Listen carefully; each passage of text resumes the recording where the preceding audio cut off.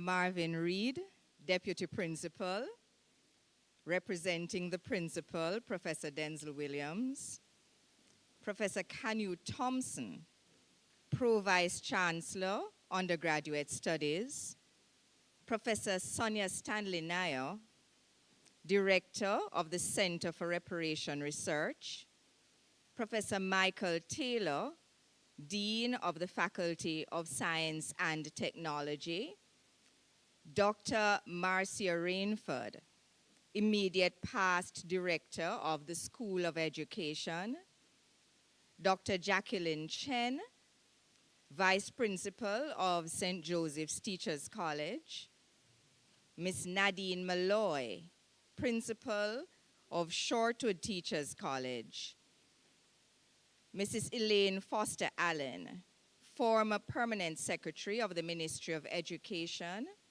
other university executive members, and distinguished guests, members of the family of Professor Kinkead-Clark, ladies and gentlemen, my name is Rosemary Heath.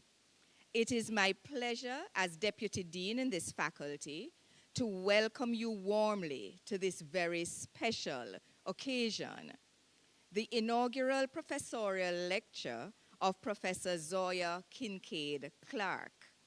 The title of her presentation is Contextualizing Quality Standards in Early Childhood Care and Education Through an Ecological Lens.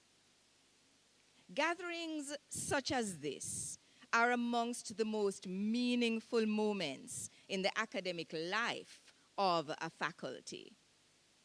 They allow us to pause from our busy schedules to celebrate scholarship, dedication, and the steady pursuit of excellence that define the professorial rank. An inaugural lecture is both a celebration and an invitation. A celebration of sustained research, thoughtful teaching, and committed service, and an invitation for us to engage more deeply with the intellectual work that has shaped a colleague's academic journey. Promotion to the rank of professor reflects not only expertise in a field, but leadership within it. Leadership in generating knowledge, mentoring others, shaping policy conversations, and strengthening institutions. As Professor of Early Childhood Care and Education, Zoyah works in an area that is foundational to everything that follows in the educational journey. Early childhood education reminds us that the earliest years of life are not simply preparatory stages, but powerful and formative periods in which identities are shaped, capacities are nurtured, and futures are influenced. Scholarship in this field carries profound implications for families, for schools, for communities, and for development across the Caribbean and beyond. It is therefore fitting that we gather to hear from a scholar whose work engages such an essential stage of human growth. This evening affirms something important about our faculty and our university, that we value research that is relevant, rigorous, and responsive to the needs of society. We celebrate not only individual achievement, but the strengthening of our collective intellectual community. Zoyah, we look forward to insights that will challenge us, inspire reflection, and deepen our understanding. And so to start off today's program, we are going to invite to the microphone Reverend Can Honnigan, Rector of St. Jude's Anglican Church, who will open with prayer.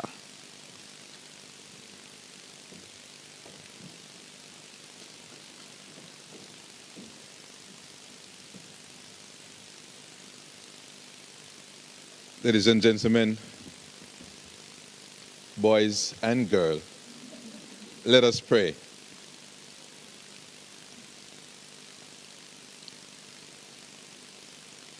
Lord, we are grateful for the opportunity to empower our minds. And we are also grateful for the opportunity to enrich and empower our futures. We thank you, Lord, that we are gathered here this evening to learn from one of your own children, your daughter, Professor Zoyah Kinkead-Clark. Guide her in the work that she do. Continue to help and prosper the Faculty of Humanities and Education. Continue to bless the UWI so that our children may, under God, increase in beauty, fellowship and prosperity, and play their part to advance the welfare of the whole human race. So guide us this evening, Lord, with your blessing. And may our dialogues and conversations be according to your will. And this we pray through Jesus Christ, who is our Lord and Savior. Amen.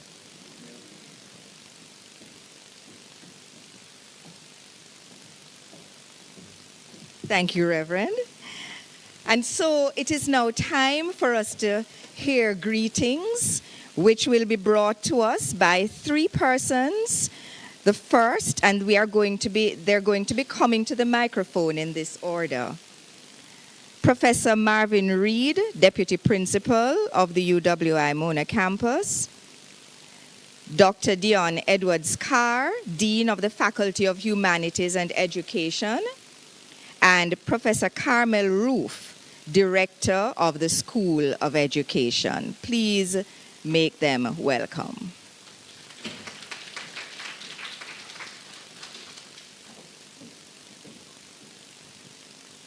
Madam Chair, colleagues, friends, children, boys and girls, and infants. I look at the graphic and I say infancy, toddler, preschool, and school age. So all of those, welcome to the University of the West Indies. As introduced, I'm Marvin Reed. I'm a Hollywood star. I'm acting deputy principal for now. And my job or task is really to get out of here very quickly so you can hear and have the main menu, which is a lecture by Professor Zoyah. As I indicated to Zoyah at the DRB grant lecture or conference, her era intertwines very much with my early career as well. And so it's within that context why this evening was a must on my diary. So even though Principal asked, can I come and represent him because he can't be here, little did he know that it was already booked in, so I couldn't miss it. One slight apology, I'm going to have to leave you for a few minutes because I can't be split in two, so I have to go and do another introductory welcome and then come back. But many of you may not know, but my early career revolved around exploring something we call in medicine the developmental origin of health and disease. And what is that? Really, it's a set of ideas that says from the babies born, from the babies in utero, from the babies in the womb, the environmental experience actually has an important role in how that baby will develop through infancy, through early childhood, into adulthood, and would affect things like the diseases that they would acquire as they got older. And so we provided a lot of empirical evidence that demonstrated that this theory was just not a book theory, but actually had practical implications. Other members of the group demonstrated that you could ameliorate some of the consequences through what we call early stimulation. So not only could you affect it or modulate it through appropriate nutritional strategies, but also through stimulations, especially if that stimulation was started in the very first year of life. So the whole context of your professorial lecture looking at the development and early childhood standards and so on is something that intrigues me, because the issue is that that standard has to be comprehensive. It has to take into account issues related to health, issues related to all the environmental construct.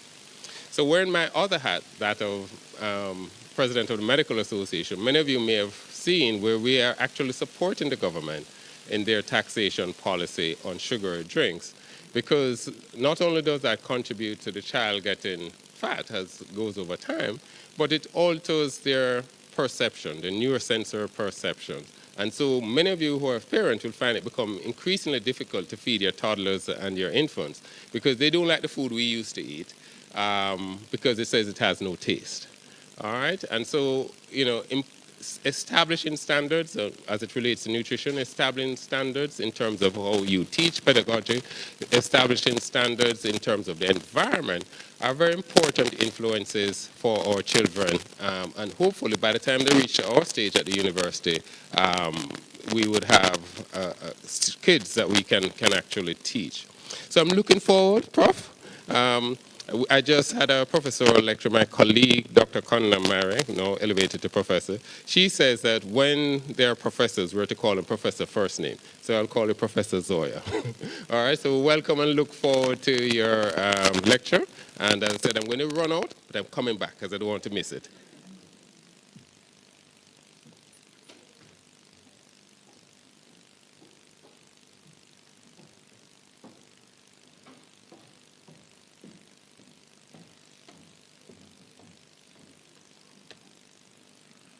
Good afternoon, good evening, colleagues. It's now 14 past 6, so it's quite evening. All the protocols are still in place, and I'm going to take a leaf from Reverend Honeygan's book, which is not the long Baptist prayer I'm used to.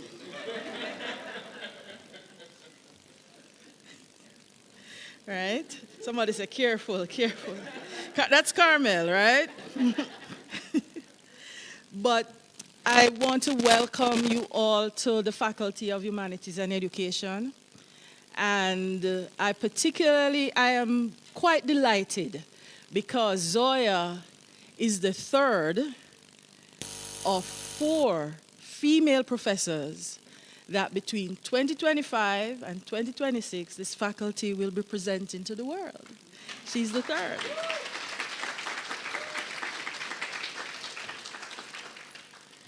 It says a lot about the context in which she has been operating in for about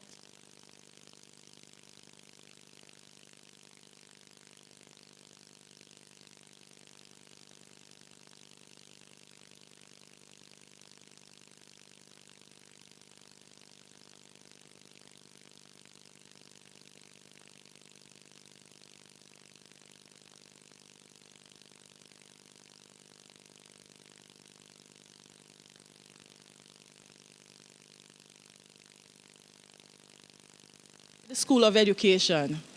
There has been a context that was created by Professor Stafford Griffith. And I have to say it here today because it is that out of that context and out of the narratives within that context that enabled persons like Zoyah and myself, right? He would tell us things like, your time is very important. Right? Things like that. So I just want to say a couple of things about her work and what I know about this kind of research that she's been doing and the focus on early childhood quality and process, which is a central theme in her work, and how this work is now setting the foundation for how we move forward with respect to early childhood education policy. You see, without the standards, we can't have the policy. And this is very, very important work.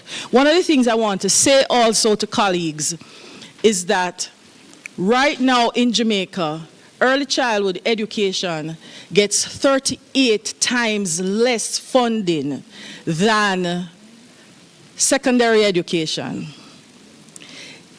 It is where we need to put the resources. At the beginning, sir, in terms of health and education in order to foster a childhood and an adolescent that can grow up to be resilient human beings. And so this work actually sets the framework for moving forward. And I will tell you something, before this work from Zoyah, there hasn't been much. If you are to do a literature review right now, one, on research in the Caribbean, because I've done it, and two, research in policy and early childhood education and inclusion, her name will come up 3 or 4 times. Thank you very much. Have a good evening.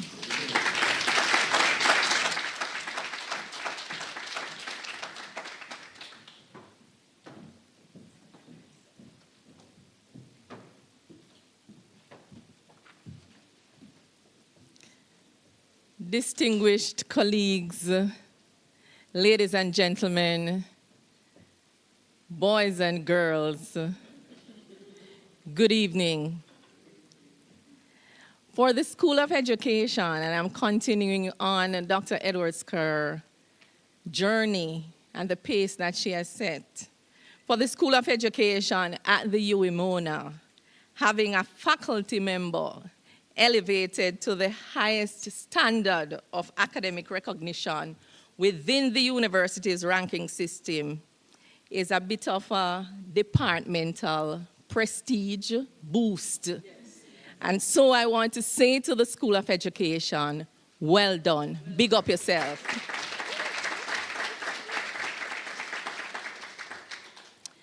As a School of Education, this occasion reminds us of the personal, collective, and tireless work that we do in advancing education and shaping discourse in the field. I say it's tireless work because oftentimes we do not have the funding to share the work with everyone else. But the people who are in the trenches know that we are doing the work and they see us and experience us. I want to also thank Dr. Marcia Rainford for the pace at which she was able to carry so many of us through. And so as the outgoing director, I want to salute you in this moment. Professor Kinkead-Clark, as a School of Education, we are extremely proud of you. Zoyah can be described as a regionalist. And by that I mean Zoyah is always saying, don't just think about Jamaica. Think about the Caribbean region. And she's not only thinking about the Caribbean region, but she's international. Her work stands amongst the highest level of academic that you can think about in the world, not just in early childhood, but in education, and we are very proud. Professor Kinkead-Clark is someone who you can describe as well as determined, focused, forthright, and is not afraid to speak truth to power for the community she represents. And Zoyah, I salute you for that. Zoyah lives the work that she does. And in the area of curriculum studies, where my work resides, we talk about the lived curriculum. And there are scholars who also say that the teacher's professional self is different from those in other professions because you live personally and professionally everything. And so if you're talking to Zoyah and she's unclear about something, she will say to you, Carmel, talk to me like a 3-year-old. Or talk to me like a 5-year-old. That tells you that she understands the community she represents. What and how Professor Kinkead-Clark has managed to navigate this work is not just about her cognitive abilities or her emotional resilience, but it also relates to her youthfulness, which means that there is longevity to advocate for this group that she represents. So let us not ignore that. Congratulations. I want to also say, Zoyah, Prof. Zoyah, Kinkead-Clark, your achievement is significant and distinguished. We also want to say in the School of Education that you are little but Talawa. We value you, and we continue to look forward to how you will mentor and help us strategize to move the school forward. Enjoy this moment, enjoy this occasion, and on behalf of the academics, the administrators, and the service staff in the School of Education, congratulations, well done, all the best.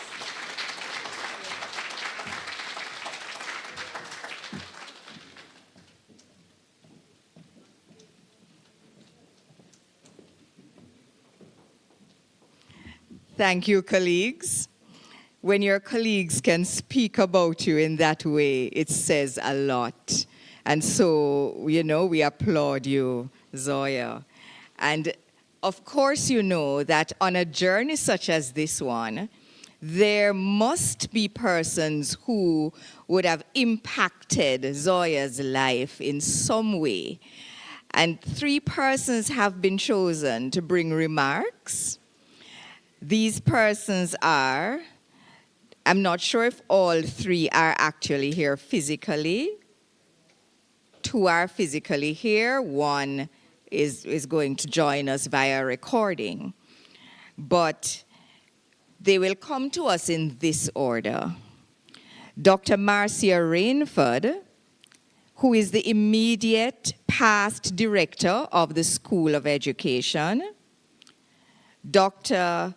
Sharon Burns, head of the UWI Global Campus, Montserrat, and Dr. Sabira Abdul Majad, senior lecturer and ECCE program coordinator, the UWI St. Augustine campus.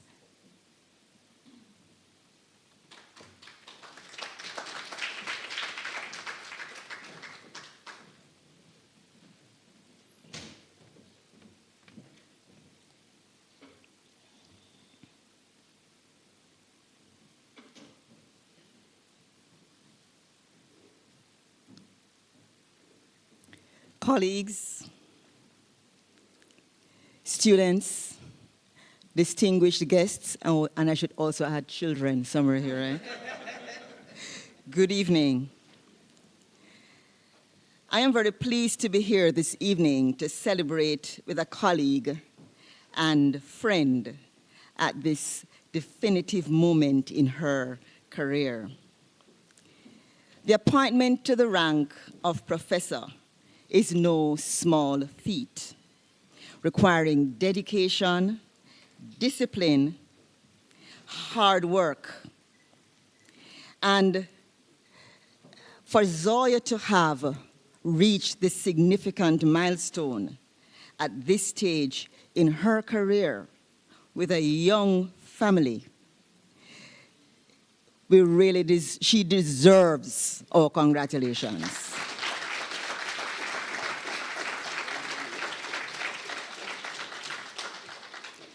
I'm pleased to be here this evening, not only because Zoyah is the 4th colleague from the School of Education whose case for promotion to the rank of professor was successful during my tenure as director of the School of Education, but also as someone who had the privilege of witnessing the unfolding of Professor Zoyah's academic journey since she joined the School of Education. She was my neighbor, you see. She was just across the corridor from me upstairs in the middle floor in the graduate studies section. And we struck up a relationship. And I quickly found out that though small in stature, she compensates for that with courage, tenacity, because if Zoyah wants something from you, you know, an ability to form strategic alliances and share hard work. Now, I am acutely aware that this program has several persons talking. So my comments are going to be very brief. But I thought I should share some of Zoyah's, some traits that I have observed, that I truly admire, that I think have helped to get her to this point where she is today. Zoyah is gracious and magnanimous, very deliberate in recognizing and celebrating the work of colleagues who helped to shape policy and practice in early childhood education in Jamaica, the region, and indeed the world, and sought to build on that foundation laid by persons such as Dudley Grant, Elsie Riney, and Rose Davies, acknowledging that they and others helped to pave the way for her own success. Very early in my tenure as director, Zoyah approached me to honor the work of a past colleague, Rose Davies. And together we worked at how we could do this, and we did so through one of our biennial Errol Miller lectures. COVID-19 interrupted her mission to support and to resuscitate, as it was, the Dudley Grant Center. But I believe that now she has stuck with it, and it's back on track with the generous support of the JN Foundation and, of course, the School of Education. I mentioned that Zoyah is bold, and the second aspect of her work that I think is worth highlighting is the methodical way in which she sought to secure grant funding to support her research. The first major grant from Chase was just over 26 million Jamaican dollars. And that funded the Meeting the Needs of Infants and Toddlers project. And that enabled widespread professional development work in the sector. And it gave significant prominence to the School of Education and the role that UWI plays in early childhood education. She subsequently secured many other grants from various institutions such as American Friends of Jamaica, NCB Foundation, to name a few. And this has always been prioritized, as she recognized early that the nature of the development of her work needed the nature and the development of work needed in this sector would require serious funds. And so she continues in that regard. In fact, some of her grant funds were used to help to provide scholarships for students in the Master of Education in Early Childhood Education Pedagogy, a program that Zoyah wrote, and in fact, she did 6 courses, I think, for that program. Finally, being the only staff member actively conducting research in her field when she joined the staff, Zoyah found out very early that she needed to establish networks locally, regionally, and internationally, and Carmel alluded to that. This took courage and tenacity, and she sought strategic alliances whenever she saw an opportunity to do so. This resulted in increased research output, conference appearances, guest lectures, and editorial opportunities. One alliance that developed and bore fruit for both the School of Education and the people of Belize is the program that she offered to students from Belize to do the Masters of Education in ECE Pedagogy for 2019 to 2021. This proved to be beneficial to both Belize and to us. And in fact, out of that project, there was a publication, a special edition for the Caribbean Journal of Education. And that special edition was edited by Zoyah and another colleague and featured the work of the students from that program. So this evening, I am certainly very eager to hear from Zoyah. I'm eager to hear because I know that she speaks and comes from a position of passion for early childhood education. Carmel spoke about the fact that you can't speak to her and she not tell you that, speak to me like a 4-year-old. It's a 4-year-old, Carmel isn't a 3-year-old. So I am looking forward to it. I'm sure you're looking forward to it too. And Zoyah, I am truly happy to be here. I'm very happy for you. And I just know that we're going to be in for a treat when you speak. The Lord bless you.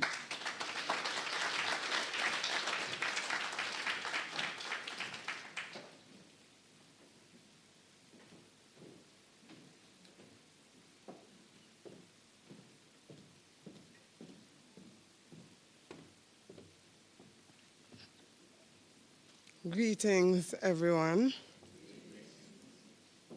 This is indeed an out-of-body experience for me to be standing and following so many eloquent academics. You see, my grandparents were barely literate, and they were from a rural village in Montserrat, where up to today, some people think Montserrat is a remote area in Jamaica. My mother's formal education ended at the compulsory age of 16 because of financial reasons. My grandmother is quoted to have said, "I'm already sending my one son. I can't afford to send a second child." So my mother graduated to the cotton fields with my mother, although her teachers felt she was capable of going to the secondary school. A few months later, I joined the family. So I'm the product of a single mother whose highest level of education was primary education. So you see why it's very nerve-wracking for me to be here. With such a beginning then, neither of my grandparents nor my mother could have imagined I'd be here celebrating with a professor at the University of the West Indies in Mona, Jamaica. Congratulations, Professor Zoyah Kinkead-Clark. My journey with Professor Kinkead-Clark began when I joined the School of Education, Cave on secondment from the government of Montserrat in 2014. Zoyah and I joined forces with our colleague at St. Augustine, Dr. Sabira Abdul-Majid, to advocate for culturally and developmentally appropriate education for the Caribbean's young children through our lectures, our research, workshops, publication, and outreach. We also had plans to conduct regional workshops together, but this got sidelined by COVID 2019.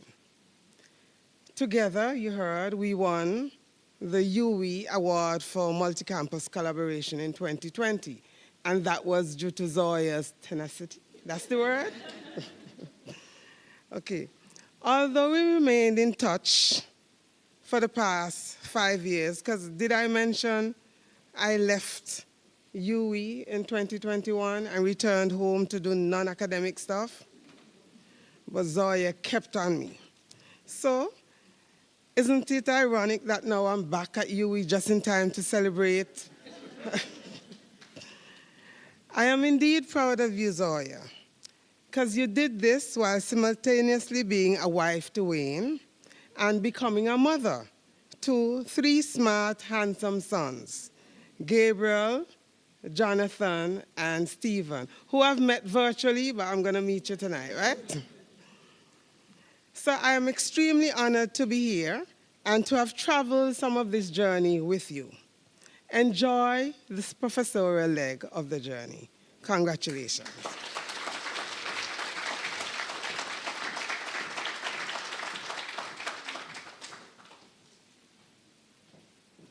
It gives me great pleasure and profound pride as a Trinidadian colleague to to congratulate you, Professor Zoyah Kinkead-Clark, on your promotion to Professor of Early Childhood Education. This achievement is far more than a change in title. It marks a historic milestone in Caribbean education. As the first professor of early childhood education in the Anglophone Caribbean, this promotion represents a landmark moment for the University of the West Indies owner, for Jamaica, and indeed for the wider region.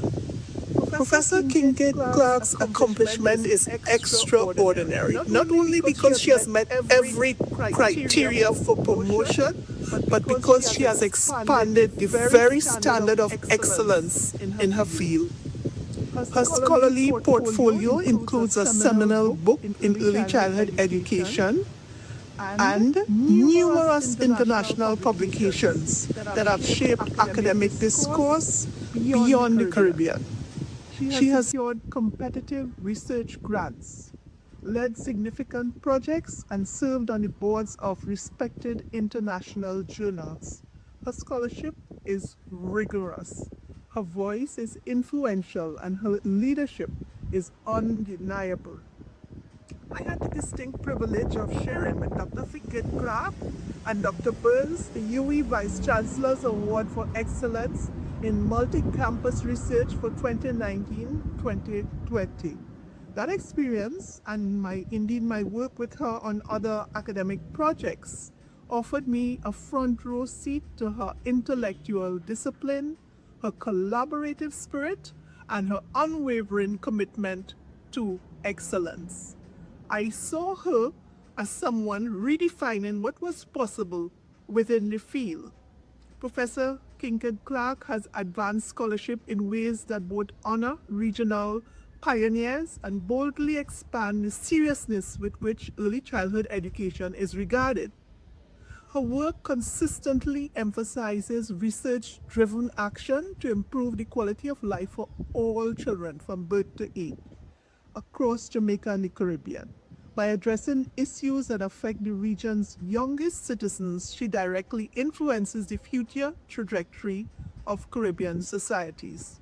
Her impact, I believe, can be compared to that of Lillian Katz, the distinguished American early childhood educator who directed the Eric Clearinghouse on elementary and early childhood education for over 3 decades. She also worked on Sesame Street in the past. Like Professor Katz, Professor Kinkead-Clark recognizes that early childhood education is not peripheral. It is foundational and transformative. She has challenged long-standing hierarchies that rank educators by the age group they teach, dismantling the flawed notion that teaching younger children is lesser work. Instead, she underscores that laying strong foundations is the most consequential work of all. Through her scholarship and advocacy, she has elevated early childhood education to new levels of prestige and academic seriousness within the Caribbean. She's not only advancing knowledge, but also creating a pathway for others to follow as researchers, advocates, and change agents. But even beyond her professional achievements, Professor Clark exemplifies balance and grace. She is a devoted wife and mother of 3, modeling excellence both in academia and family life. Today, we celebrate not just a promotion, but a transformative milestone in Caribbean educational history. We honor a scholar who has shifted paradigms, raised standards, and ensured that the region's youngest learners receive the strongest possible start. Professor Zoyah Kinkead-Clark's journey reminds us that excellence is cultivated through discipline, courage, and purpose, and her impact will undoubtedly continue to shape the future of early childhood education in the Caribbean. Congratulations, Professor Zoyah Kinkead-Clark. May this new chapter be even more impactful than the last. I thank you.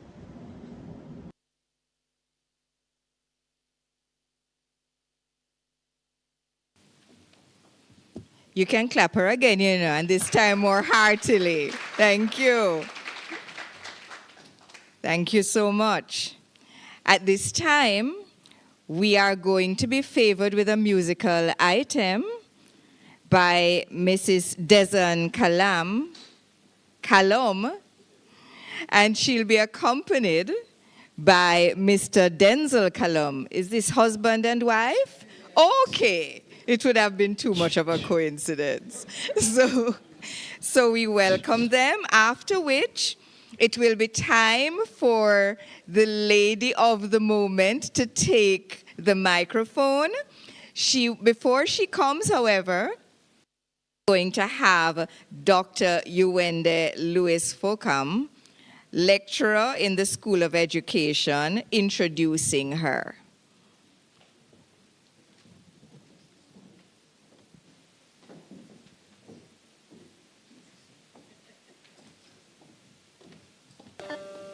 Good night, everyone.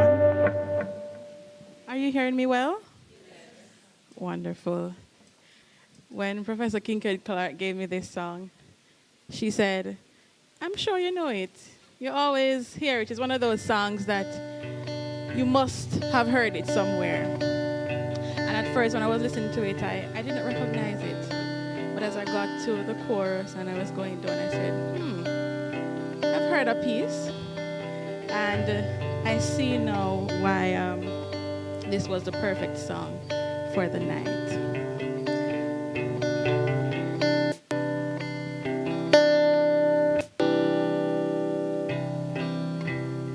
Isn't it strange how princesses and kings in clown ragged capers and sardines ring, just how common people like you and me will be builders for eternity. Each is given a bag of tools, a shapeless mass, and the book of rules.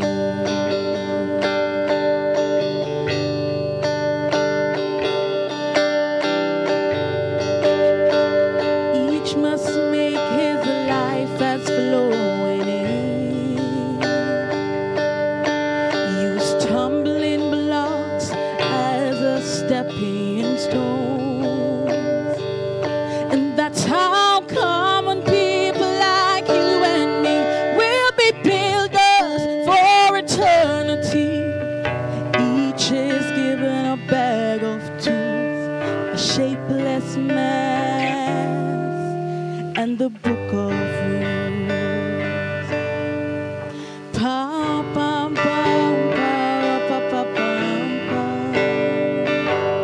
Wa, pa, pa, pa, pa. Wa, pa, pa, pa, pa, pa.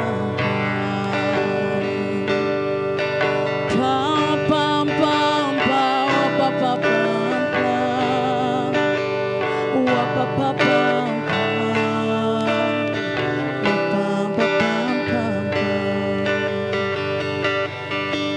Look when the rain is falling from the sky. I know the sun will be only missing for a while. That's how common people like you and me will be builders for eternity. Each is given a bag of tools, a shapeless mass, and the book of rules. Pam, pam, pam, pam, pa, pa, pam, pam. Wa, pa, pa, pam, pam. Wa, pam, pa, pam, pam, pam. Sing along. Pam, pam, pam, pam, wa, pa, pa, pam, pam. Wa, pa, pa, pam, pam. Wa, pa, pa, pam, pam. Sing again. Pam, pam, pam, pam, wa, pa, pa, pam, pam. Wa, pa, pa, pam, pam. Wa, pam, pa, pam, pam, pam. I said, look when the rain is falling from the sky. I know the sun will be only missing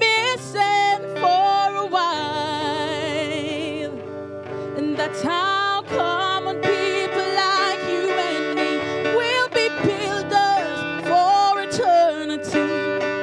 Each is given a bag of tools, a shapeless mess, and the book of rules.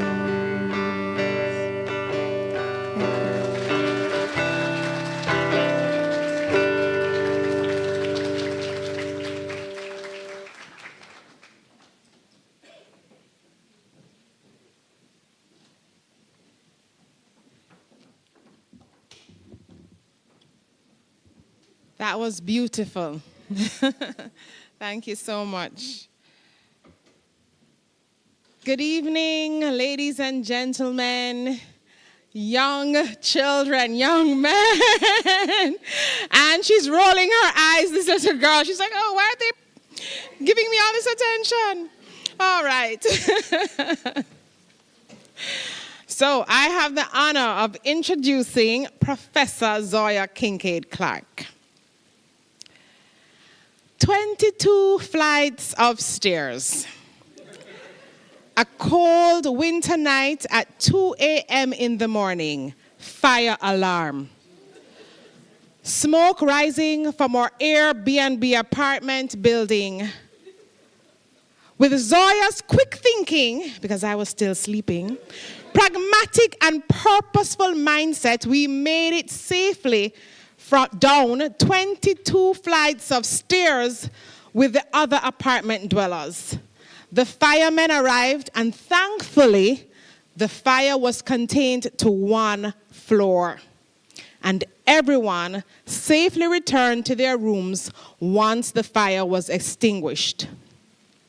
This is the memory that is stuck with me whenever I think of Zoyah. I learned a lot about Professor Zoyah Kinkead-Clark during this 3-week academic exchange trip to Northwest College in Edmonton, Canada, in the wintry January of 2023. Then Director Dr. Marcia Rainford invited me to join Zoyah on an exchange visit to Edmonton, Canada to Northwest College. While Zoyah would be there to explore the different types of early childhood centers, I would be focused on early literacy development. What did I learn about Zoyah during those weeks together, aside from her many publications? I learned that Zoyah is passionate, purposeful, pleasant, and pragmatic. First, Professor Zoyah Kinkead-Clark is passionate, as you have heard already, about her area of research and writing, that is early childhood education. She has built on the foundation of others before her, as was mentioned by Dr. Rainford, such as the late Dr. Rose Davis, and expanded the research on early childhood education in Jamaica and the Caribbean. Her work is widely cited in local and international publications. Her own teaching experiences as an early childhood teacher in both Jamaica and Cayman have helped to shape the early childhood programs that she currently coordinates and leads.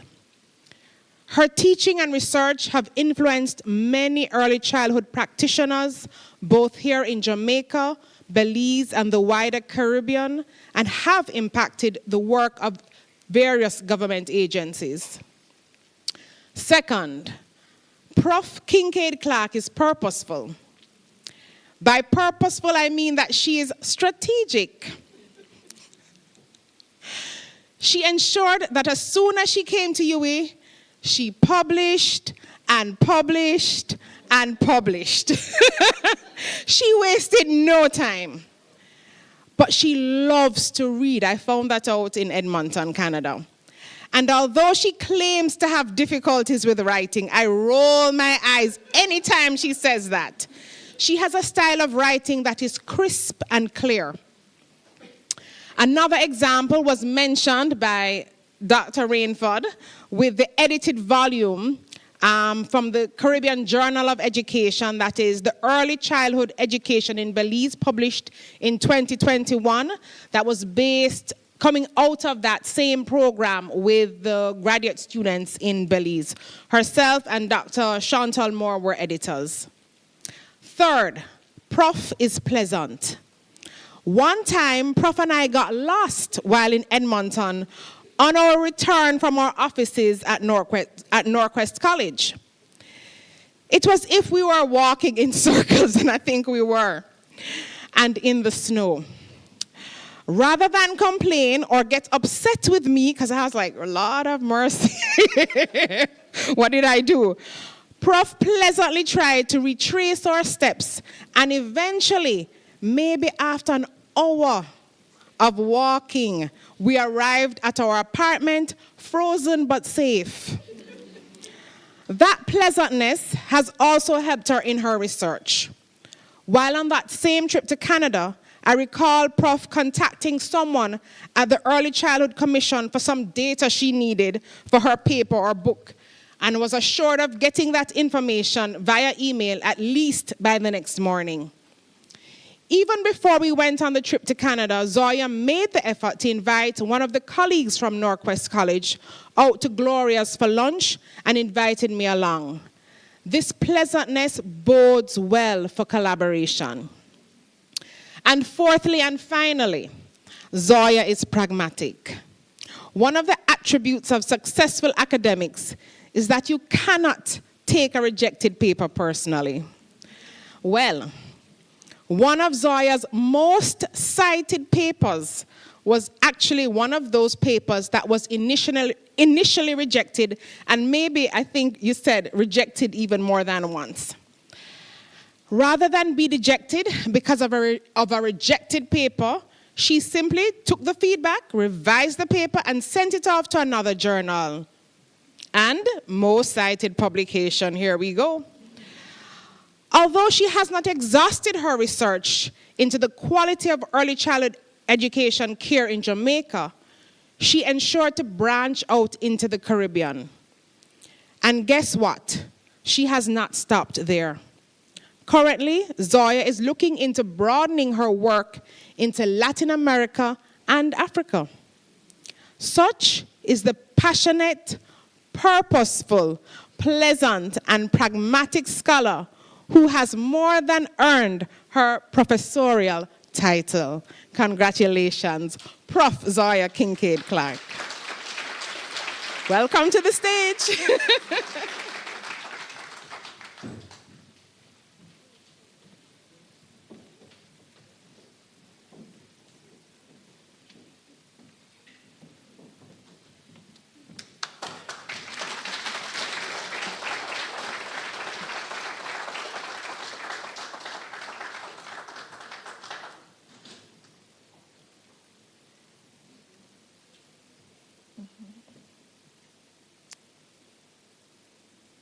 Just waiting to see if it's going to come up. It's up. Perfect. Perfect. Colleagues, friends, family. Are you able to hear me?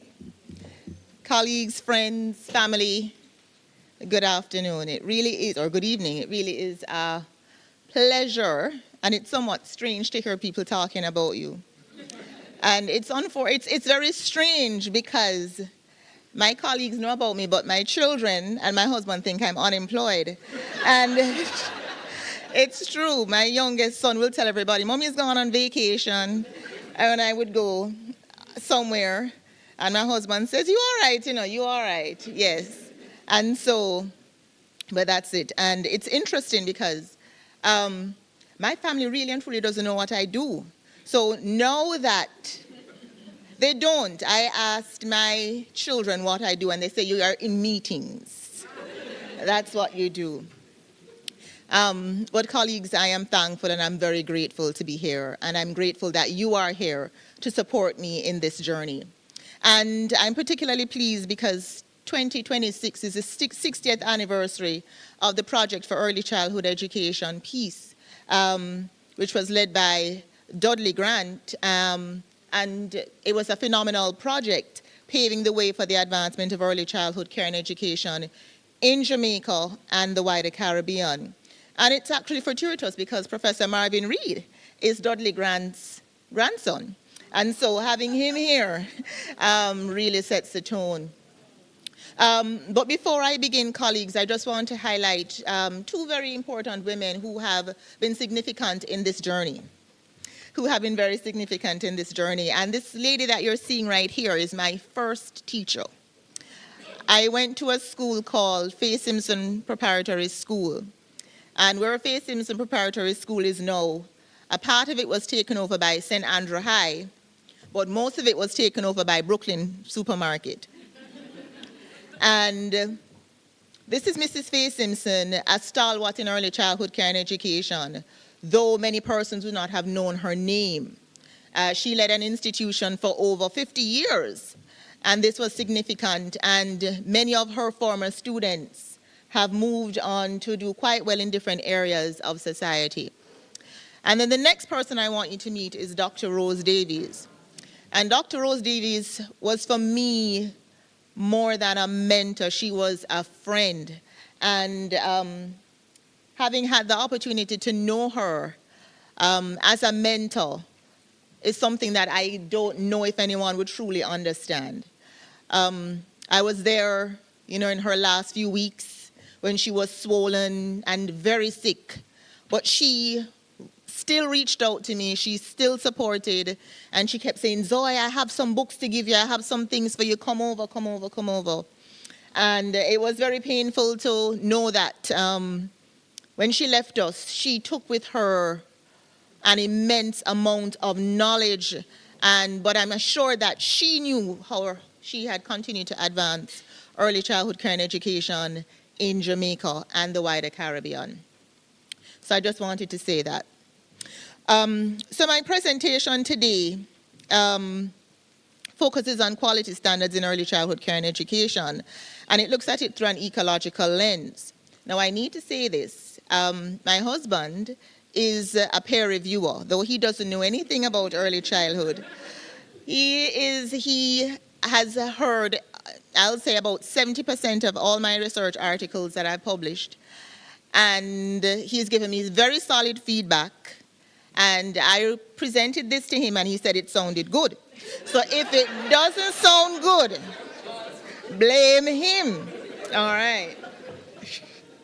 All right, but thank you so much for that, colleagues. But so just talking a little bit about quality standards, and this is important because it really brings together two areas that I focused quite a lot on in my research journey over these past few years. And so when we think about understanding quality standards in early childhood care and education, we really think about making things better. So the first 60 years or the first 30 years of early childhood education really centered on getting children into schools. So that was really our focus.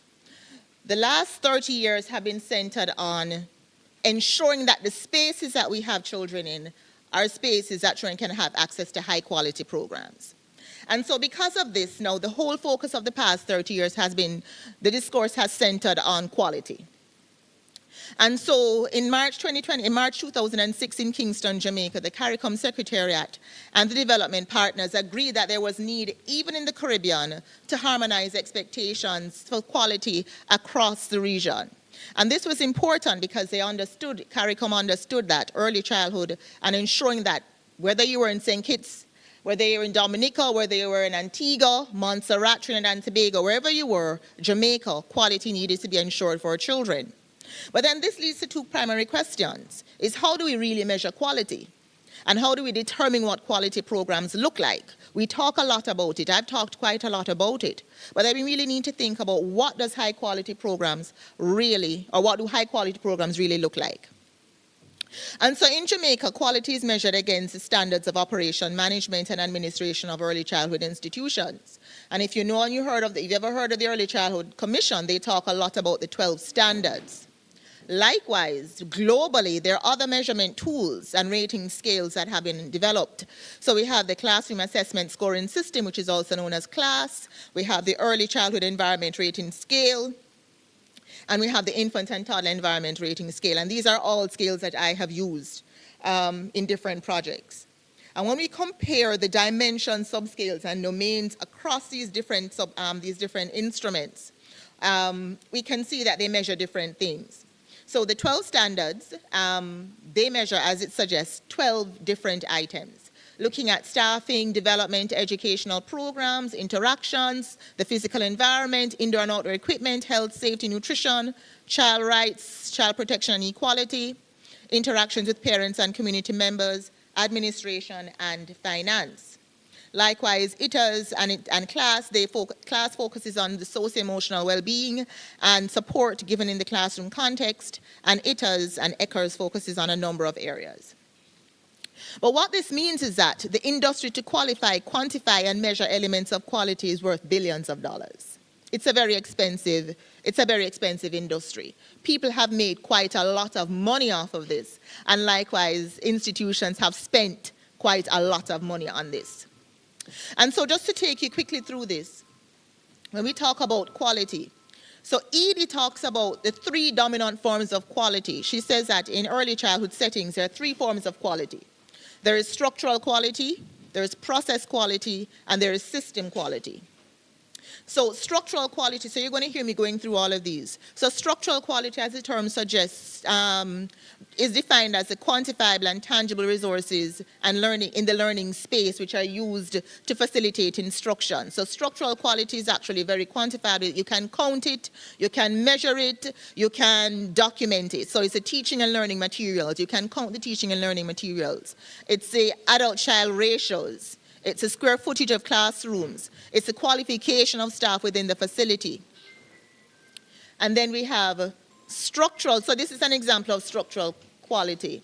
So we have these 2 images which shows different qualities, different quality classrooms. And then we have process quality. And process quality refers to the processes, practices, and experiences children have within the physical space and which have an immediate impact on their general care, learning, and development. And so process quality speaks to what are the practices and the processes happening in the classroom space. And so this, for instance, would include the interactions between children and adults, the planned activities to facilitate global development, and the design of the actual learning space. And then we have system quality, and system quality is classified as very subjective. And it's subjective because it's based on what people perceive. According to he talks about it as is the degree to which a system meets expectations. And then you can therefore understand why system quality will then be very subjective, because what meets my expectations may not necessarily meet your expectations. So there are differences. But above all, more than anything else, system quality, though subjective, it affects an organization's ability to perform. So all forms of quality have an immediate impact on children and teachers because they have the implications for the capacity of the existing system to support them. And so Pianta, Downer, and Hammer, in their research in North America, they suggest that process quality is the most important form of quality because it has an immediate impact on children. Contrastingly, in my research with my colleagues from across the region, we noted that at this point in time in the Caribbean, it's really not process quality. It has to do with system quality because it has an impact on how teachers are able to function in the classroom space. So we noted that system quality at this point is the most important form of quality in order to advance early childhood care and education within the Caribbean region. And this aligns with SLOT because SLOT notes in the OECD report that there are certain forms of quality serve as preconditions for other forms of quality. So SLOT, for instance, says that structural quality is an important precondition for process quality. And process quality, as I said, has to do with the experiences that children have in the classroom space. But then there are varying interpretations of quality. So Theobald, Whiteford, and McFadden talk about it as an industry that is a contested space dominated by adult stakeholders. In early childhood care and education, we talk a lot about giving children agency and giving children a voice. but we have never asked children what they classify as being a high-quality early childhood space. But at the same time, in the same breath, we talk about giving children voice and agency. Likewise, my colleague and I, Sky, in our research noted that it is laden with neo-colonial and colonial undertones. Why do we say this? Because fundamentally, quality and what is perceived as quality is imported. That's the reality. It is imported. And it's typically imported stretching from the north, filtering down to the global south. And so there are colonial undertones in that, and neo-colonial undertones. And then in my research, I talk about the fact that when we think about quality standards, it focuses heavily on the teacher and the administrator. So it's based on what teachers do and what administrators do. But then this is interesting because Katz says that we need to consider quality cautiously. Katz talks about the fact that it is theoretically conceivable that aspects of quality that satisfy one perspective may not satisfy another perspective. So what works in one jurisdiction may not work in another jurisdiction. Likewise, Tobin, who is an anthropologist and an early childhood specialist, Tobin talks a lot about cultural relativism. And Tobin says that the beliefs and practices of a culture in many instances cannot be meaningfully evaluated through the lens of another culture. And so he, for instance, talks about the fact that Japanese preschools break every single standard outlined by the National Association of Early Childhood Educators, quality standard. The NAEYC is the preeminent body that directs and guides and governs and leads in terms of what is seen as quality. But Tobin says that in Japanese preschools where children do extremely well, they break almost every standard of what the NAEYC classifies as high quality. Likewise, Tobin also says that attempts to come up with universal, decontextualized external standards of quality are conceptually flawed, politically dangerous, and often counterproductive. And this is interesting because even in spaces of emergency, so having done some research looking at the needs of Venezuelan immigrant children in Trinidad and Tobago with my colleague, we noted that standards and quality programs for immigrant Venezuelan children, would be very different from the needs of what would happen and from the needs and expectations of quality program for other children. And so we also talked about the fact that quality needs are nuanced. Quality must be nuanced because children's needs are also nuanced. So why take an ecological framing? So ecology really has to do with, it comes from the sciences which fundamentally talks about what happens when an organism is growing. And so the conceptualization of quality allows, it says that it allows for the measurement of quality not only in proximal social settings, but across all levels of systems that are important for program or policy implementation. And this comes from Brito, Yakushawa, and Bola in 2011. And here is an example of this. So the ecological systems theory, for those of you who are not in education, so it was conceptualized by a gentleman, a developmental psychologist by the name of Yuri Bronfenbrenner. And Yuri Bronfenbrenner was he was a Russian Jew.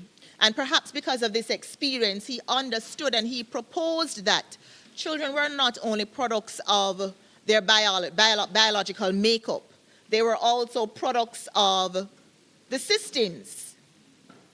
They were also products of the system that they existed in. And so we talk a lot about the microsystem, which has to do with the immediate environment around children. And what I'm going to talk about for today is this microsystem, but I'm also going to look at the macrosystem and look at quality within the macrosystem.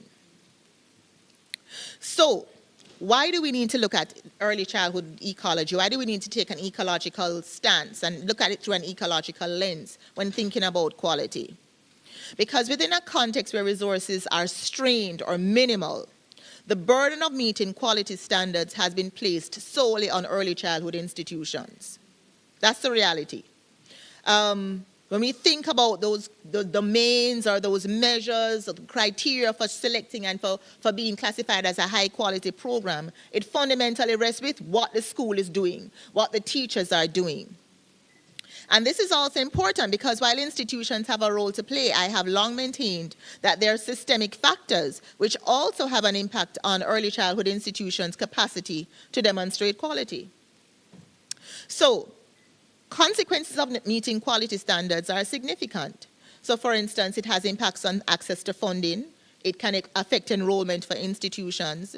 And labels are given, good school or bad school.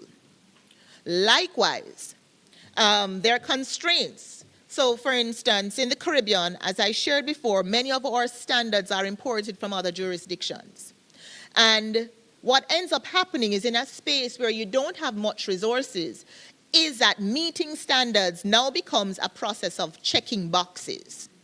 So you check boxes rather than meet the needs of children. Likewise, many early childhood institutions are therefore pulled in multiple directions. Some of them have to say, do we meet the standards or do we meet the needs of children? Especially in a context when you have minimal resources. So then this leads to two primary questions. Who are the children that we're catering for? What are their needs? And who and how should contextual and other ecological issues shape our development of quality standards, which is what I am proposing. So let's take a little look at this. So in 2011, Jamaica started, we had the Jamaica Birth Cohort study classified as JA Kids.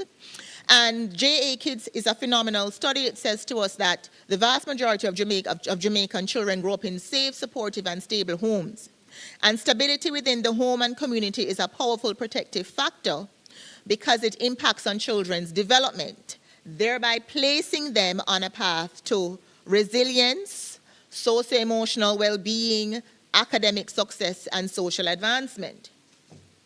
And these benefits are important because when we have these benefits, when children are able to accrue these benefits, it improves children's potential for good health, physical health, mental health.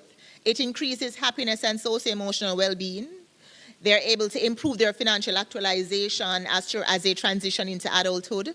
And it increases their educational and social outcomes. Likewise, we also understand the impact of instability.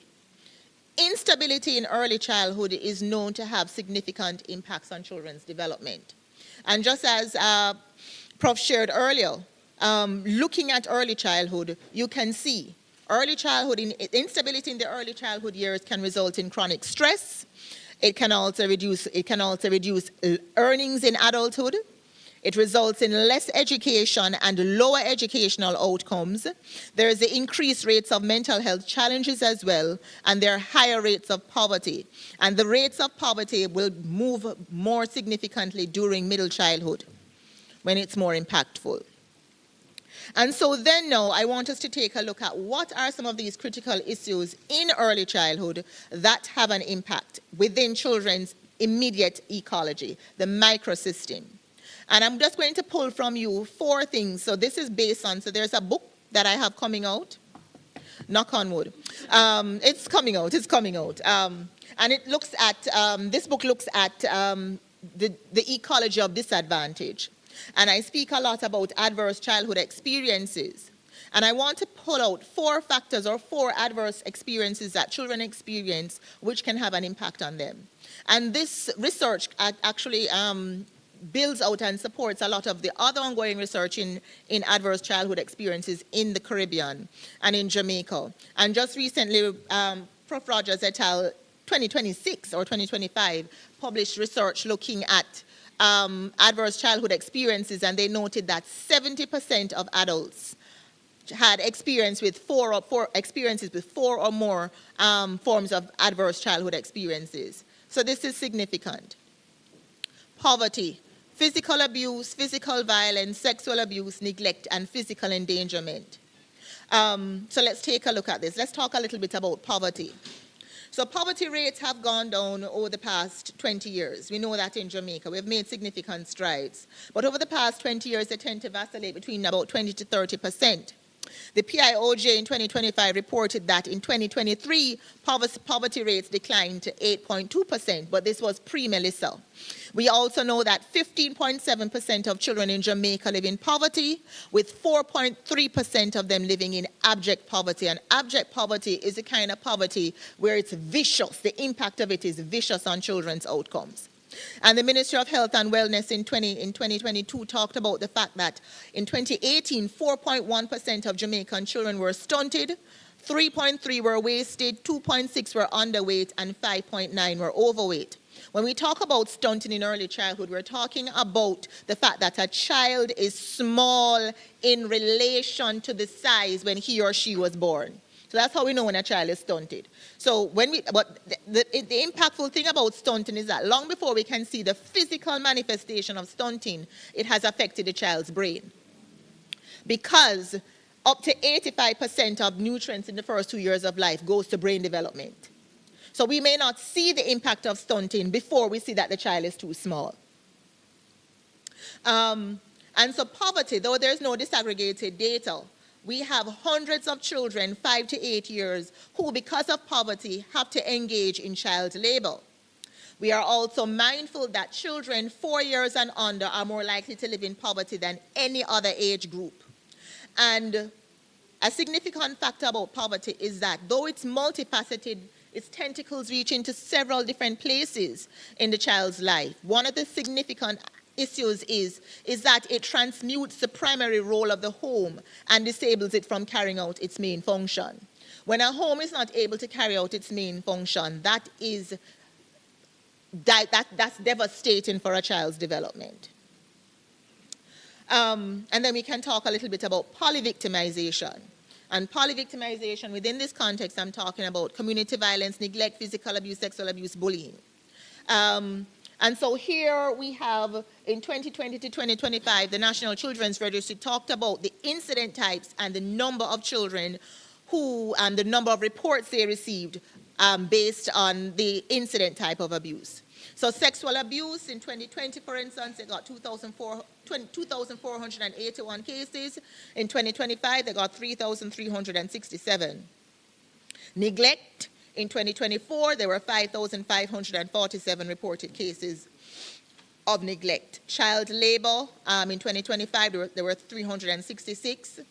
Otherwise in need of care and protection in 2024, 4,508. 2020, 3,304. And then we have incident types by age received, and I'm focused primarily on early childhood. And so they were able to share, the National Children's Registry was able to share this data with me, looking between 2017 and 2019 at the kind of the incidents of abuse that children less than 9 years experience. So sexual abuse, physical abuse, emotional abuse, neglect, child labor, child trafficking, otherwise in need of care and protection, exhibiting behavioral challenges. And for young children, in the early childhood years, the most significant form of abuse is actually neglect. And this is significant because for young children can't function by themselves. They don't have the independence, they don't have the wherewithal. They need an adult, a responsive adult, to provide that support for them. And so when they don't have that, that has major implications for their well-being. And then we have physical abuse and physical violence. 67% of children 0 to 8 have been beaten as a form of discipline. And 80% of children have been slapped. 80% of children 3 to 5 years have been slapped as the main form of discipline. And we use the term physical abuse, physical violence, and disciplining. That's how, it just depends, and it's the same thing, but many persons just say it as, if I'm using it to reprimand you, I classify it as discipline. But if I'm using it because I want to get at you and because I'm angry, they classify it as violence or abuse. But it's fundamentally, it's going to be tracked as the same thing. And sexual abuse. Sexual abuse is the most common form of violence that young children in the early childhood years experience, birth through 10 years. Sexual abuse, mapping of hotspots. Mapping of hotspots in terms of sexual abuse models crime hotspots. So the highest rates of sexual abuse for children and violence will be Kingston and St. Andrew. Parishes of St. Thomas, St. Mary, and St. Catherine have also been placed under increased scrutiny as a result of increased rates and reports, of child abuse and including incest. So now we're thinking about, because remember I'm sharing with you what happens within children's microsystems. And then we can talk about physical endangerment and neglect. And as I shared with you, this is the most prevalent form of abuse experienced by all children, boy or girl. The CPFSA, they receive approximately 500 cases of neglect every month. And this is divided equally between boys and girls. And then we can talk a little bit about children with disabilities and those with special needs. We have not had a formal prevalence study in Jamaica, so I'm guided by the data that we do have. And so the data will tell us that we are approximately 54,000 children who have some form of disability in Jamaica. So deaf and hard of hearing, the prevalence in the population is 4.9%, learning disability 11.6%, physical disability 31.7%, intellectual impairment 17%, multiple disabilities 7.9%, so we can see that.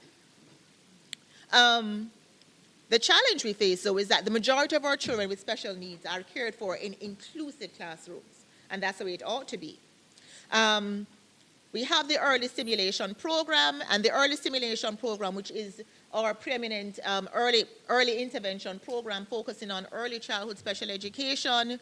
They, as of September 2024, they had 3,012 children enrolled in the early stimulation program. But listen to this. These children they're enrolled in the early stimulation, early stim plus, and they also are enrolled in other basic schools, preschools, etc., and they're sometimes home-based. And the early stimulation program is supported by 18 traveling officers. 18 traveling officers who oversee the entire island. So we have five traveling officers who oversee Portland, St. Thomas, and St. Mary. We have 3 who oversee St. James, Trelawney, and Westmoreland.